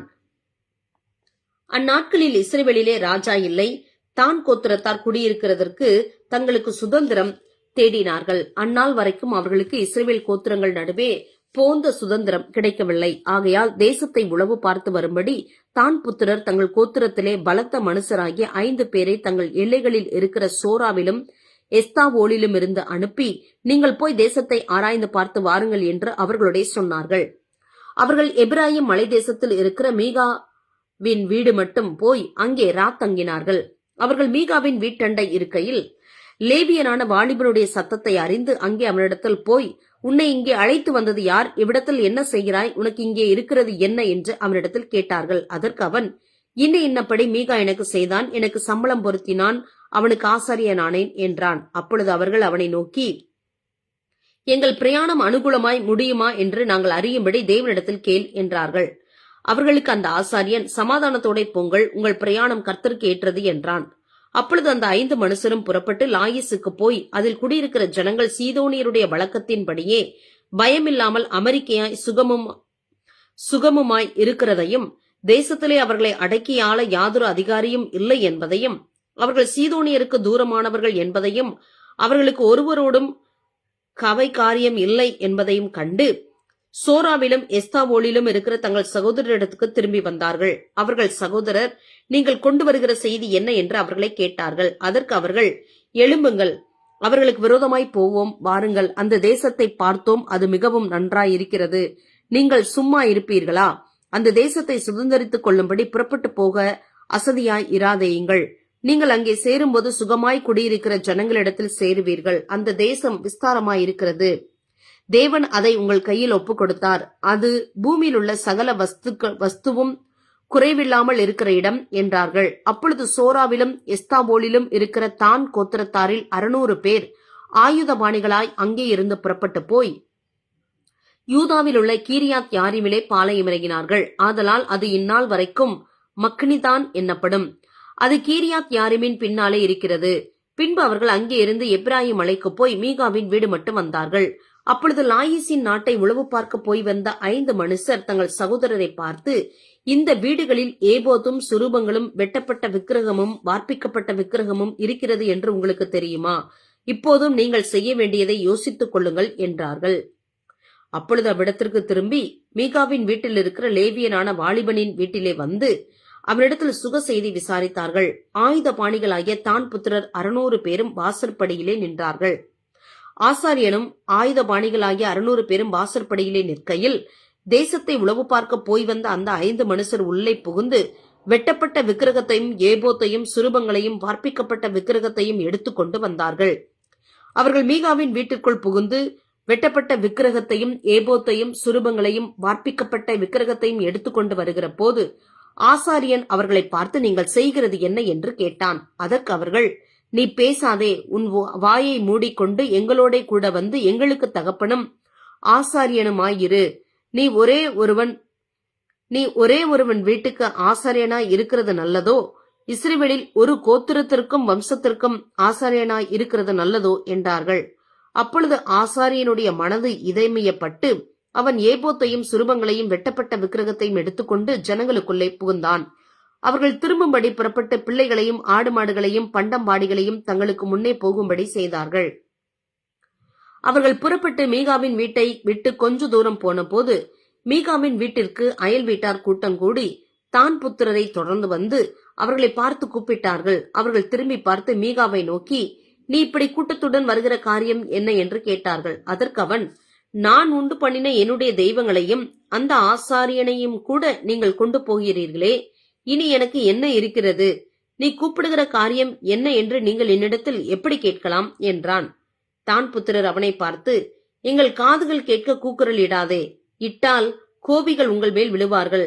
இப்பொழுது உன் ஜீவனுக்கும் உன் வீட்டாரின் ஜீவனுக்கும் மோசம் அறிவித்துக் கொள்வாய் என்று சொல்லி தங்கள் வழியே நடந்து போனார்கள்.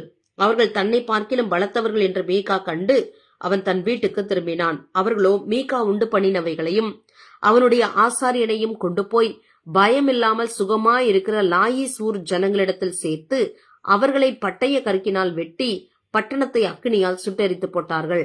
அது சீதோனுக்கு தூரமாயிருந்தது. வேறே மனுஷரோடே அவர்களுக்கு சம்பந்தம் இல்லாமலும் இருந்தபடியால் அவர்களை தப்புவிப்பார் ஒருவருமில்லை.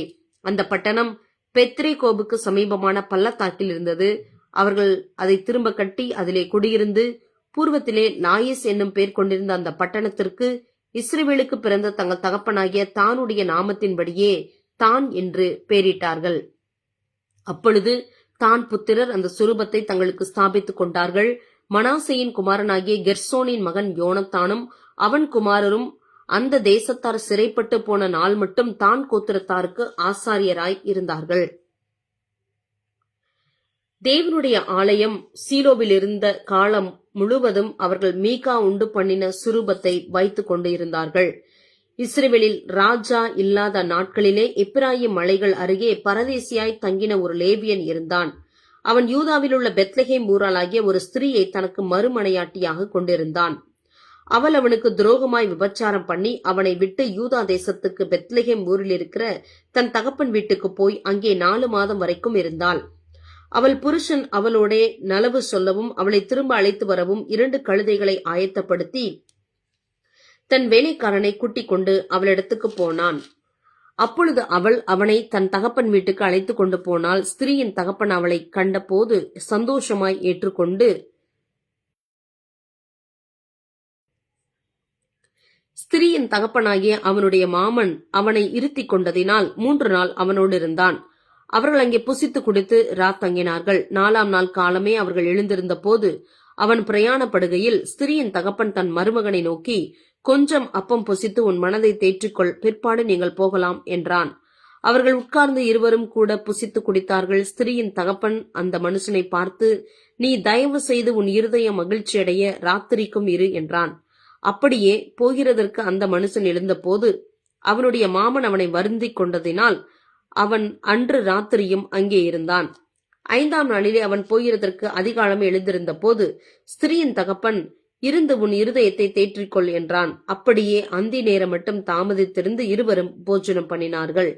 பின்பு அவனும் அவன் மறுமனையாட்டியும் அவன் வேலைக்காரனும் போகிறதற்கு எழுந்திருந்த போது ஸ்திரீயின் தகப்பனாகி அவனுடைய மாமன், இதோ பொழுது அஸ்தமிக்கப் போகிறது, சாயங்காலமும் ஆயிற்று, இங்கே ராத்திரிக்கு இருங்கள், பார் மாலை மயங்குகிற வேளையாயிற்று, உன் இருதயம் சந்தோஷமாயிருக்கும்படி இங்கே ராத்தங்கி நாளை இருட்டோட எழுந்திருந்து உன் வீட்டுக்கு போகலாம் என்றான். அந்த மனுஷனோ ராத்திரிக்கு இருக்க மனதில்லாமல் 2 கழுதைகள் மேலும் சேணம் வைத்து தன் மறுமனையாட்டியை கூட்டிக் கொண்டு எழுந்து புறப்பட்டு எருசலேமாகிய எபூசுக்கு நேராக வந்தான். அவர்கள் எபூசுக்கு சமீபமாய் வருகையில் பொழுது போகிறதாய் இருந்தது. அப்பொழுது வேலைக்காரன் தன் எஜமானை நோக்கி, எபூசியர் இருக்கிற இந்த பட்டணத்திற்கு போய் அங்கே ராத்தங்கலாம் என்றான். அதற்கு அவன் எஜமான், நாம் வழியை விட்டு இஸ்ரவேல் புத்திரர் அல்லாத மறுஜாதியார் இருக்கிற பட்டணத்துக்கு போகப்படாது, அப்பாலை கிபியா மட்டும் போவோம் என்று சொல்லி தன் வேலைக்காரனை பார்த்து, நாம் கிபியாவில் ஆயிலும் ராமாவில் ஆயிலும் ராத்தங்கும்படிக்கு அவைகளில் ஒரு இடத்திற்கு போய் சேரும்படி நடந்து போவோம் வா என்றான். அப்படியே அப்பாலை நடந்து போனார்கள். பென்யமின் நாட்டை சேர்ந்த கிபியாவின் கிட்ட வருகையில் சூரியன் அஸ்தமனமாயிற்று. ஆகையால் கிபியாவிலே வந்து ராத்தங்கும்படிக்கு வழியை விட்டு அவ்விடத்திற்கு போனார்கள். அவன் பட்டணத்துக்குள் போனபோது தங்குகிறதுக்கு அவர்களை வீட்டிலே சேர்த்துக் கொள்வார் இல்லாததினால் வீதியிலே உட்கார்ந்தான். வயலிலே வேலை செய்து மாலையிலே திரும்புகிற ஒரு கிழவன் வந்தான். அந்த மனுஷனும் எப்பிராயிம் மலை தேசத்தான். அவன் கிபியாவிலே சஞ்சரிக்க வந்தான். அவ்விடத்து மனுஷரோ பென்யமீனர். அந்த கிழவன் தன் கண்களை எடுத்து பட்டணத்து வீதியில் அங்கே பிரயாணக்காரன் இருக்க கண்டு, எங்கே போகிறாய், எங்கே இருந்து வந்தாய் என்று கேட்டான். அதற்கு அவன், நாங்கள் யூதாவில் உள்ள ஊராகிய பெத்லகேமில் இருந்து வந்து எப்பிராயிம் மலை தேசத்தின் புறங்கள் மட்டும் போகிறோம். நான் அவ்விடத்தான், யூதாவில் உள்ள பெத்லகேம் மட்டும் போய் வந்தேன். நான் கர்த்தருடைய ஆலயத்துக்கு போகிறேன். இங்கே என்னை வீட்டிலே ஏற்றுக்கொள்வார் ஒருவரும் இல்லை.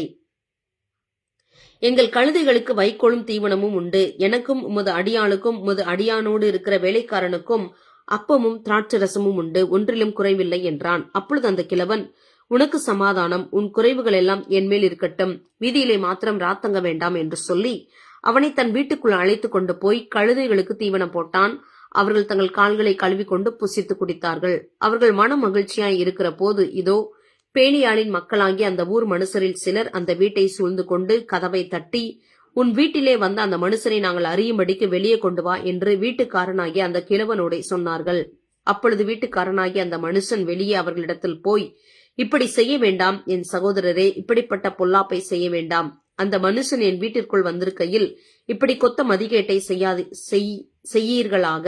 இதோ கன்னியாஸ்திரிகளாகிய என் மகளும் அந்த மனிதனுடைய மறுமனையாட்டியும் இருக்கிறார்கள். அவர்களை உங்களிடத்தில் வெளியே கொண்டு வருகிறேன். அவர்களை அவமானப்படுத்தி உங்கள் பார்வைக்கு சரிபோன பிரகாரம் அவர்களுக்கு செய்யுங்கள். ஆனாலும் இந்த மனுஷனுக்கு அப்படிப்பட்ட மதிகேடான காரியத்தை செய்ய வேண்டாம் என்றான். அந்த மனுஷர் அவன் சொல்லை கேட்கவில்லை. அப்பொழுது அந்த மனுஷன் தன் மறுமனையாட்டியை பிடித்து அவர்களிடத்தில் வெளியே கொண்டு வந்து விட்டான். அவர்கள் அவளை அறிந்து கொண்டு முழுவதும் விடிய காலம் மட்டும் அவளை இலட்சியாய் நடத்தி கிழக்கு வெளுக்கும் போது அவளை போகவிட்டார்கள். விடியங்காலத்திற்கு முன்னே அந்த ஸ்திரீ வந்து வெளிச்சமாக மட்டும் அங்கே தன் எஜமான் இருந்த வீட்டு வாசற்படியிலே விழுந்து கிடந்தாள். அவள் எஜமான் காலமே எழுந்திருந்து வீட்டின் கதவை திறந்து தன் வழியே போக புறப்படுகிற போது இதோ அவன் மறுமனையாட்டி ஆகிய ஸ்திரீ வீட்டு வாசலுக்கு முன்பாக தன் கைகளை வாசற்படியின் மேல் வைத்தவளாய் கிடந்தாள். எழுந்திருப்போவும் என்று அவன் அவளோட சொன்னதற்கு பிரதியுத்தரம் பிறக்கவில்லை. அப்பொழுது அந்த மனுஷன் அவளை கழுதையின் மேல் போட்டுக்கொண்டு பிரயாணப்பட்டு தன் இடத்திற்கு போனான். அவன் தன் வீட்டுக்கு வந்தபோது ஒரு கத்தியை எடுத்து தன் மறுமனையாட்டியை பிடித்து அவளை அவளுடைய எலும்புகளோடும் கூட 12 துண்டமாக்கி இஸ்ரவேலின் எல்லைகளுக்கெல்லாம் அனுப்பினான். அப்பொழுது அதை கண்டவர்கள் எல்லாரும், இஸ்ரவேல் புத்திரர் எகிப்திலிருந்து புறப்பட்ட நாள் முதற்கொண்டு இந்நாள் வரைக்கும் இதை போல் ஒத்த காரியம் செய்யப்படவும் இல்லை, காணப்படவும் இல்லை. இந்த காரியத்தை யோசித்து ஆலோசனை பண்ணி செய்ய வேண்டியது இன்னதென்று சொல்லுங்கள் என்றார்கள். அப்பொழுது தான் முதல் பெயர்செபா மட்டுமுள்ள இஸ்ரவேல் புத்திரர் அனைவரும் கீலேயாத் தேசத்தாருடன் மிஸ்பாவிலே கர்த்தருக்கு முன்பாக ஏகோபித்து சபையாக கூடினார்கள். சகல ஜனங்களின் அதிபதிகளும் இஸ்ரவேலின் சகல கோத்திரத்தாரும் தேவனுடைய ஜனமாகிய சபையாக கூடி நின்றார்கள். அவர்கள் பட்டயம் உருவுகிற 4 லட்சம் காலாட்கள். இஸ்ரவேல் புத்திரர் மிஸ்பாவுக்கு வந்த செய்தியை பென்யமீன் புத்திரர் கேள்விப்பட்டார்கள். இந்த அக்கிரமம் நடந்தது எப்படி சொல்லுங்கள் என்று இஸ்ரவேல் புத்திரர் கேட்டார்கள். அப்பொழுது கொலை செய்யப்பட்ட ஸ்திரீயின் புருஷனாகிய லேவியன் மாறுத்தரமாக, நானும் என் மறுமனையாட்டியும் பென்யமீன் நாட்டில் உள்ள கிபியாவிலே ராத்தங்க வந்தோம். அப்பொழுது கிபியா பட்டணத்தார் எனக்கு விரோதமாய் எழும்பி என்னை கொலை செய்ய நினைத்து நான் இருந்த வீட்டை ராத்திரியிலே வளைந்து கொண்டு என் மறுமனையாட்டியை அவமானப்படுத்தினார்கள். அதனாலே அவள் செத்து போனாள். ஆகையால் இஸ்ரவேலிலே அவர்கள் இப்படிப்பட்ட முறைகேட்டையும் மதிக்கேட்டையும் செய்தபடியினால் நான் என் மறுமனையாட்டியை பிடித்து துண்டித்து இஸ்ரவேலின் சுதந்திரமான சகல நாடுகளுக்கும் அனுப்பினேன். நீங்கள் எல்லாரும் இஸ்ரவேல் புத்திரராமே, இங்கே ஆலோசித்து தீர்மானம் பண்ணுங்கள் என்றான். அப்பொழுது எல்லா ஜனங்களும் ஏகமாய் எழும்பி, நம்மில் ஒருவரும் தன் கூடாரத்திற்கு போகவும் படாது, ஒருவனும் தன் வீட்டிற்கு திரும்பவும் படாது. இப்பொழுது கிபியாவுக்கு செய்ய வேண்டியது என்னவென்றால், சீட்டு போட்டு அதற்கு விரோதமாக போவோம். பென்யமீன் கோத்திரமான கிபியா பட்டணத்தார் இஸ்ரவேலிலே செய்த எல்லா மதிகேட்டுக்கும் தக்கதாக ஜனங்கள் வந்து செய்யும்படிக்கு நாம் தானிய தவசங்களை சம்பாதிக்கிறதற்கு இஸ்ரவேல் கோத்திரங்களில் எல்லாம் 100 பேரில் 10 பேரையும் 1000 பேரில் 100 பேரையும் 10,000 பேரில் 1000 பேரையும் தெரிந்தெடுப்போம் என்றார்கள். இஸ்ரவேலர் எல்லாரும் ஒன்று போல ஏகோபித்து பட்டணத்திற்கு முன்பாக கூட்டம் கூடி அங்கே இருந்த இஸ்ரவேலின் கோத்திரத்தார் பென்யமீன் கோத்திரம் எங்கும் ஆட்களை அனுப்பி, உங்களுக்குள்ளே நடந்த இந்த அக்கிரமம் என்ன? இப்பொழுது கிபியாவில் இருக்கிற பேலியாளின் மக்களாகி அந்த மனுஷரை நாங்கள் கொன்று பொல்லாப்பை இஸ்ரவேலை விட்டு விலக்கும்படிக்கு அவர்களை ஒப்புக்கொடுங்கள் என்று சொல்லச் சொன்னார்கள். பென்யமீன் புத்திரர் இஸ்ரவேல் புத்திரராகிய தங்கள் சகோதரரின் சொல்லை கேட்க மனதில்லாமல் இஸ்ரவேல் புத்திரரோடு யுத்தம் பண்ண புறப்படும்படிக்கு பட்டணங்களில் இருந்து கிபியாவுக்கு வந்து கூடினார்கள். கிபியாவின் குடிகளிலே தெரிந்து கொள்ளப்பட்ட 700 பேரை அல்லாமல் அந்நாளில் பட்டணங்களிலிருந்து வந்து கூடின பட்டயம் உருவுகிற மனுஷரின் லக்கம் 26,000 பேர் என்று தொகையிடப்பட்டது. அந்த ஜனங்கள் எல்லாருக்குள்ளும் தெரிந்து கொள்ளப்பட்ட இடதுகை வாக்கான 700 பேர் இருந்தார்கள். அவர்கள் அனைவரும் ஒரு மயிரிலையும் தப்பாதபடிக்கு கவன்கள் எறிவார்கள். பென்யமீன் கோத்திரத்தை அல்லாமல் இஸ்ரவேலிலே பட்டயம் உருவுகிற மனுஷர் 4 லட்சம் பேர் என்று தொகையிடப்பட்டது. இவர்கள் எல்லாரும் யுத்த வீரராய் இருந்தார்கள். இஸ்ரவேல் புத்திரரான அவர்கள் எழும்பி தேவனுடைய வீட்டிற்கு போய் எங்களில் யார் முந்தி போய் பென்யமின் புத்திரரோடு யுத்தம் பண்ண வேண்டும் என்று தேவனிடத்தில் விசாரித்தார்கள். அதற்கு கர்த்தர், யூதா முந்தி போக வேண்டுமே என்றார். அப்பொழுது இஸ்ரவேல் புத்திரர் காலமே எழுந்து புறப்பட்டு கிபியாவுக்கு எதிராக பாளையம் இறங்கினார்கள். பின்பு இஸ்ரவேல் மனுஷர் பென்யமீனோடு யுத்தம் பண்ண புறப்பட்டு கிபியாவிலே அவர்களுக்கு எதிராக போர் செய்ய அணிவகுத்து நின்றார்கள். ஆனாலும் பென்யமீன் புத்திரர் கிபியாவிலிருந்து புறப்பட்டு இஸ்ரவேலில் 20,000 பேரை அன்றைய தினம் தரையிலே விழும்படி சங்கரித்தார்கள். இஸ்ரவேல் ஜனங்கள் தங்களை திடப்படுத்திக் கொண்டு முதல் நாளில் அணிவகுத்து நின்ற ஸ்தலத்திலே மறுபடியும் போர் செய்ய அணிவகுத்து நின்றார்கள். அவர்கள் போய் கர்த்தருடைய சந்நிதியில் சாயங்காலம் மட்டும் அழுது, எங்கள் சகோதரராகிய பென்யமீன் புத்திரரோட திரும்பவும் யுத்தம் கலக்கப் போவோமா என்று கர்த்தரிடத்தில் விசாரித்தார்கள். அப்பொழுது கர்த்தர், அவர்களுக்கு விரோதமாய் போங்கள் என்றார். மறுநாளிலே இஸ்ரவேல் புத்திரர் பென்யமீன் புத்திரர் கிட்ட சேருகிற போது பென்யமீன் கோத்திரத்தாரும் அந்நாளிலே கிபியாவிலிருந்து அவர்களுக்கு எதிராக புறப்பட்டு வந்து பின்னும் இஸ்ரவேல் புத்திரரில் பட்டயம் உருவுகிற 18,000 பேரை தரையிலே விழும்படி சங்கரித்தார்கள். அப்பொழுது இஸ்ரவேல் புத்திரராகிய சகல ஜனங்களும் புறப்பட்டு தேவனுடைய வீட்டிற்கு போய் அங்கே கர்த்தருடைய சந்நிதியில் அழுது தரித்திருந்து அன்று சாயங்காலம் மட்டும் உபவாசித்து கர்த்தருடைய சந்நிதியில் சர்வாங்க தகன பலிகளையும் சமாதான பலிகளையும் இட்டு கர்த்தரிடத்தில் விசாரித்தார்கள். தேவனுடைய உடன்படிக்கை பெட்டி அந்நாட்களில் அங்கே இருந்தது. ஆரோனின் குமாரனாகிய எலெயாசாரின் மகன் பினேகாஸ் அந்நாட்களில் அவருடைய சந்நிதியில் நின்றான். எங்கள் சகோதரராகிய பென்யமீன் புத்திரரோட பின்னும் யுத்தம் பண்ண புறப்படலாமா புறப்படலாகாதா என்று அவர்கள் விசாரித்தார்கள். அப்பொழுது கர்த்தர், போங்கள், நாளைக்கு அவர்களை உங்கள் கையில் ஒப்புக் கொடுப்பேன் என்றார். அப்பொழுது இஸ்ரவேல் புத்திரர் கிபியாவை சுற்றிலும் 10 விடை ஆட்களை வைத்து 3ஆம் நாளிலே பென்யமீன் புத்திரருக்கு விரோதமாய் போய் முன் 2 தரம் செய்தது போல கிபியாவுக்கு சமீபமாய் போருக்கு அணிவகுத்து நின்றார்கள். அப்பொழுது பென்யமீன் புத்திரர் ஜனத்திற்கு விரோதமாய் புறப்பட்டு பட்டணத்தை விட்டு அப்பாலே வந்து வெளியிலே பெத்தேலுக்கும் கிபியாவுக்கும் போகிற 2 வழிகளில் இஸ்ரவேல் ஜனத்தில் ஏறக்குறைய 30 பேரை முதல் 2 தரம் செய்தது போல வெட்டவும் கொல்லவும் தொடங்கினார்கள். முன் போல நமக்கு முன்பாக முறியடிக்கப்படுகிறார்கள் என்று பென்யமீன் புத்திரர் சொன்னார்கள். இஸ்ரவேல் புத்திரரோ அவர்களை பட்டணத்தை விட்டு அப்பாலே இருக்கிற வழிகளிலே வரப்பண்ணும்படிக்கு நாம் ஓட வேண்டும் என்று சொல்லியிருந்தார்கள். அப்பொழுது இஸ்ரவேல் மனுஷர் எல்லாரும் தங்கள் ஸ்தானத்திலிருந்து எழும்பி பாகால் தாமாரிலே யுத்தத்திற்கு அணிவகுத்து நின்றார்கள். இஸ்ரவேலர் கிபியாவின் பள்ளத்தாக்கிலே பதிவிருந்தவர்கள் தங்கள் ஸ்தானத்திலிருந்து புறப்பட்டு அவர்களில் எல்லா இஸ்ரவேலிலும் தெரிந்து கொள்ளப்பட்ட 10,000 பேர் கிபியாவுக்கு எதிரே வந்தார்கள். யுத்தம் பலத்தது, ஆனாலும் தங்களுக்கு விக்கினம் நேரிட்டது என்று அவர்கள் அறியாதிருந்தார்கள். கர்த்தர் இஸ்ரவேலுக்கு முன்பாக பென்யமீனை முறியடித்தார். அந்நாளிலே இஸ்ரவேல் புத்திரர் பென்யமீனிலே பட்டயம் உருவுகிற ஆட்களாகிய 25,100 பேரை சங்கரித்தார்கள். இஸ்ரவேலர் கிபியாவுக்கு அப்பாலே வைத்த பதிவிடையை நம்பி இருந்தபடியினாலே பென்யமீனருக்கு இடம் கொடுத்தார்கள். அதனாலே அவர்கள் முறிய அடிக்கப்படுகிறார்கள் என்று பென்யமீன் புத்திரருக்கு காணப்பட்டது. அப்பொழுது பதிவிடை இருந்தவர்கள் தீவிரமாய் கிபியாவின் மேல் பாய்ந்து பரவி பட்டணத்தில் இருக்கிறவர்கள் எல்லாரையும் பட்டய கருக்கினால் வெட்டினார்கள். பட்டணத்திலிருந்து மகா பெரிய புகையை எழும்ப பண்ணுவதே இஸ்ரவேலருக்கும் பதிவிடைக்காரருக்கும் குறிக்கப்பட்ட அடையாளமாய் இருந்தது. ஆகையால் இஸ்ரவேலர் யுத்தத்திலே பின்வாங்கின போது பென்யமீனர் முந்தின யுத்தத்தில் நடந்தது போல அவர்கள் நமக்கு முன்பாக முறிய அடிக்கப்படுகிறார்களே என்று சொல்லி இஸ்ரவேலரில் ஏறக்குறைய 30 பேரை வெட்டவும் கொல்லவும் தொடங்கினார்கள். பட்டணத்திலிருந்து புகையானது ஸ்தம்பம் போல உயர எழும்பின போது பென்யமீனர் பின்னாக பார்த்தார்கள். இதோ பட்டணத்தின் அக்கினி ஜுவாலை வானப்பரியந்தம் எழும்பிற்று. அப்பொழுது இஸ்ரவேலர் திரும்பிக் கொண்டார்கள். பென்யமீன் மனுஷரோ தங்களுக்கு விக்கினம் நேரிட்டதை கண்டு திகைத்து இஸ்ரவேல் புத்திரரை விட்டு வனாந்திரத்துக்கு போகிற வழிக்கு நேராக திரும்பி ஓடி போனார்கள். ஆனாலும் யுத்தம் அவர்களை தொடர்ந்தது. பட்டணங்களில் இருந்தவர்களும் தங்கள் நடுவே அகப்பட்டவர்களை கொன்று போட்டார்கள். இப்படியே பென்யமீனரை வளைந்து கொண்டு துரத்தி கிபியாவுக்கு கிழக்கு புறமாக வருமட்டும் அவர்களை லேசாய் மிதித்து போட்டார்கள். இதனால் பென்யமீனரிலே 18,000 பேர் விழுந்தார்கள். அவர்கள் எல்லாரும் பலவான்களாய் இருந்தார்கள். மற்றவர்கள் விலகி வனாந்திரத்தில் இருக்கிற ரிம்மோன் கண்மலைக்கு ஓடிப்போனார்கள்.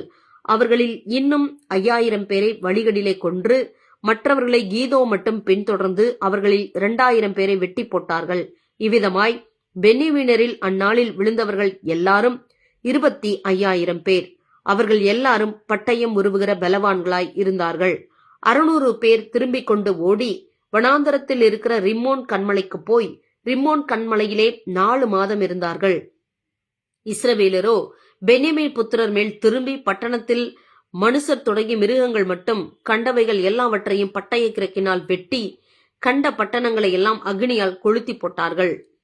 இஸ்ரவேலர் மிஸ்பாவிலே இருக்கும்போது நம்மில் ஒருவனும் தன் குமாரத்தியை பென்யமீனருக்கு விவாகம் பண்ணி கொடுப்பதில்லை என்று ஆணையிட்டு இருந்தார்கள். ஆகையால் ஜனங்கள் தேவனுடைய வீட்டிற்கு போய் அங்கே தேவ சந்நிதியிலே சாயங்காலம் மட்டும் இருந்து சத்தமிட்டு மிகவும் அழுது, இஸ்ரவேலின் தேவனாகிய கர்த்தாவே, இன்று இஸ்ரவேலில் ஒரு கோத்திரம் குறைந்து போகத்தக்கதாக இஸ்ரவேலில் இந்த காரியம் நேரிட்டது என்ன என்றார்கள். மறுநாளிலே ஜனங்கள் காலமே எழுந்திருந்து அங்கே ஒரு பலிபீடத்தை கட்டி சர்வாங்க தகன பலிகளையும் சமாதான பலிகளையும் செலுத்தினார்கள். கர்த்தருடைய சந்நிதியில் மிஸ்பாவுக்கு வராதவன் நிச்சயமாய் கொலை செய்யப்பட கடவன் என்று அவர்கள் பெரிய ஆணையிட்டிருந்தபடியால் இஸ்ரவேல் புத்திரர் கர்த்தருடைய சந்நிதியில் சபை கூடின போது இஸ்ரவேலுடைய எல்லா கோத்திரங்களிலுமிருந்து வராதே போனவர்கள் யார் என்று விசாரித்தார்கள். இஸ்ரவேல் புத்திரர் தங்கள் சகோதரராகிய பென்யமீனரை நினைத்து மனஸ்தாபப்பட்டு, இன்று இஸ்ரவேலில் ஒரு கோத்திரம் அறுப்புண்டு போயிற்றே, மீந்திருப்பவர்களுக்கு மனைவிகள் கிடைக்கும்படி நாம் அவர்களுக்காக என்ன செய்யலாம்? நம்முடைய குமாரத்திகளில் ஒருத்தையும் அவர்களுக்கு கொடுப்பதில்லை என்று நாம் கர்த்தர் மேல் ஆணையிட்டு கொண்டோமே. இஸ்ரவேலின் கோத்திரங்களில் மிஸ்பாவிலே கர்த்தருடைய சந்நிதியில் வராதே போன யாதொருவர் உண்டோ என்று விசாரித்தார்கள். அப்பொழுது கீலேயாத்தில் உள்ள யாபேசின் மனுஷரில் ஒருவரும் பாளையத்தில் சபை கூடின போது வரவில்லை. ஜனங்கள் லக்கம் பார்க்கப்பட்ட போது கீலேயாத்தில் இருக்கிற யாபேசின் குடிகளில் அங்கே ஒருவரும் இருந்தது இல்லை. உடனே சபையார் பலவான்களில் 12,000 பேரை அங்கு அழைத்து, நீங்கள் போய் கீலேயாத்தில் உள்ள யாபேசின் குடிகளை ஸ்திரீகளோடும் பிள்ளைகளோடும் பட்டய கருக்கினால் வெட்டுங்கள். சகல ஆண் பிள்ளைகளையும் புருஷரை அறிந்த சகல பெண் பிள்ளைகளையும் சங்கரிக்க கடவர்கள் என்று அவர்களுக்கு கட்டளையிட்டு அனுப்பினார்கள். இவர்கள் கீலேயாத்தில் உள்ள யாபேசின் குடிகளிடத்திலே புருஷரை அறியாத 400 கன்னி பெண்களை கண்டுபிடித்து அவர்களை கானான் தேசமான சீலோவாவில் இருக்கிற பாளையத்திற்கு கொண்டு வந்தார்கள். அப்பொழுது ரிம்மோன் கண்மலையில் இருக்கிற பென்யமீன் புத்திரரோடே பேசவும் அவர்களுக்கு சமாதானம் கூறவும் சபையார் எல்லாரும் மனுஷரை அனுப்பினார்கள். அப்படியே அக்காலத்தில் பென்யமீனர் திரும்ப வந்தார்கள். கீலேயாத்தில் இருக்கிற யாபேசின் ஸ்திரீகளில் உயிரோடே வைத்த பெண்களை அவர்களுக்கு கொடுத்தார்கள். அப்படி செய்தும் அவர்கள் தொகைக்கு காணாதிருந்தது. இஸ்ரவேல் கோத்திரங்களிலே கர்த்தர் ஒரு பிளப்பை உண்டாக்கினார் என்று ஜனங்கள் பென்யமீனருக்காக மனஸ்தாபப்பட்டார்கள். பென்யமீன் கோத்திர ஸ்திரீகள் அழிந்தபடியினாலே மீதியான மற்ற பேர்களுக்கும் மனைவிகள் கிடைக்கும்படி என்ன செய்யலாம் என்று சபையின் மூப்பரானவர்கள் கேட்டு, இஸ்ரவேலில் ஒரு கோத்திரம் நிர்மூலமாகாத படிக்கு தப்பினவர்களுடைய சுதந்திரம் பென்யமீனுக்கு இருக்க வேண்டுமே. நாமோ நம்முடைய குமாரத்திகளில் அவர்களுக்கு பெண் கொடுக்க கூடாது. பென்யமீனருக்கு பெண் கொடுக்கிறவன் சபிக்கப்பட்டவன் என்று இஸ்ரவேல் புத்திரர் ஆணையிட்டார்களே என்றார்கள். பின்னும் இதோ பெத்தேலுக்கு வடக்கே பெத்தேலில் இருந்து சீக்கேமுக்கு போகிற பாதைக்கு கிழக்காகவும் லிபோனாவுக்கு தெற்காகவும் இருக்கிற சீலோவிலே வருஷந்தோறும் கர்த்தருக்கு பண்டிகை கொண்டாடப்படுகிறதே என்று சொல்லி அவர்கள் பென்யமீன் புத்திரரை நோக்கி, நீங்கள் போய் திராட்சை தோட்டங்களிலே பதிவிருந்து சீலோவின் குமாரத்திகள் கீத வாத்தியத்தோட நடனம் பண்ணுகிறவர்களாக புறப்பட்டு வருகிறதை நீங்கள் காணும்போது திராட்சை தோட்டங்களிலிருந்து புறப்பட்டு உங்களில் அவரவர் சீலோவின் குமாரத்திகளில் ஒவ்வொரு பெண்ணை பிடித்து பென்யமீன் தேசத்துக்கு கொண்டு போங்கள். அவர்களுடைய தகப்பன்மாராகிலும் சகோதரராகிலும் எங்களிடத்தில் முறையிட வரும்போது நாங்கள் அவர்களை நோக்கி, எங்கள் நிமித்தம் அவர்களுக்கு தயவு செய்யுங்கள், நாங்கள் யுத்தம் பண்ணி அவனவனுக்கு மனைவியை வாங்கி கொடுக்கவில்லை. உங்கள் மேல் குற்றம் உண்டாக இப்போது நீங்கள் அவர்களுக்கு மனைவியை கொடுக்கவும் இல்லை என்போம் என்று சொன்னார்கள். பென்யமீன் புத்திரர் அப்படியே செய்து நடனம் பண்ணுகிறவர்களிலே தங்கள் தொகைக்கு சரியான பெண்களை மனைவிகளாக பிடித்து கொண்டு தங்கள் சுதந்திரத்திற்கு திரும்பி போய் பட்டணங்களை புதுப்பித்து கட்டி அவைகளில் குடியிருந்தார்கள். இஸ்ரவேல் புத்திரரும் அக்காலத்திலே அவ்விடம் விட்டு அவரவர் தங்கள் கோத்திரத்துக்கும் தங்கள் குடும்பத்துக்கும் போய் அவரவர் தங்கள் சுதந்திரத்தில் சேர்ந்தார்கள். அந்நாட்களிலே இஸ்ரவேலில் ராஜா இல்லை, அவனவன் தன் தன் பார்வைக்கு சரி போனபடி செய்து வந்தான். ஆமேன், ஆமேன்.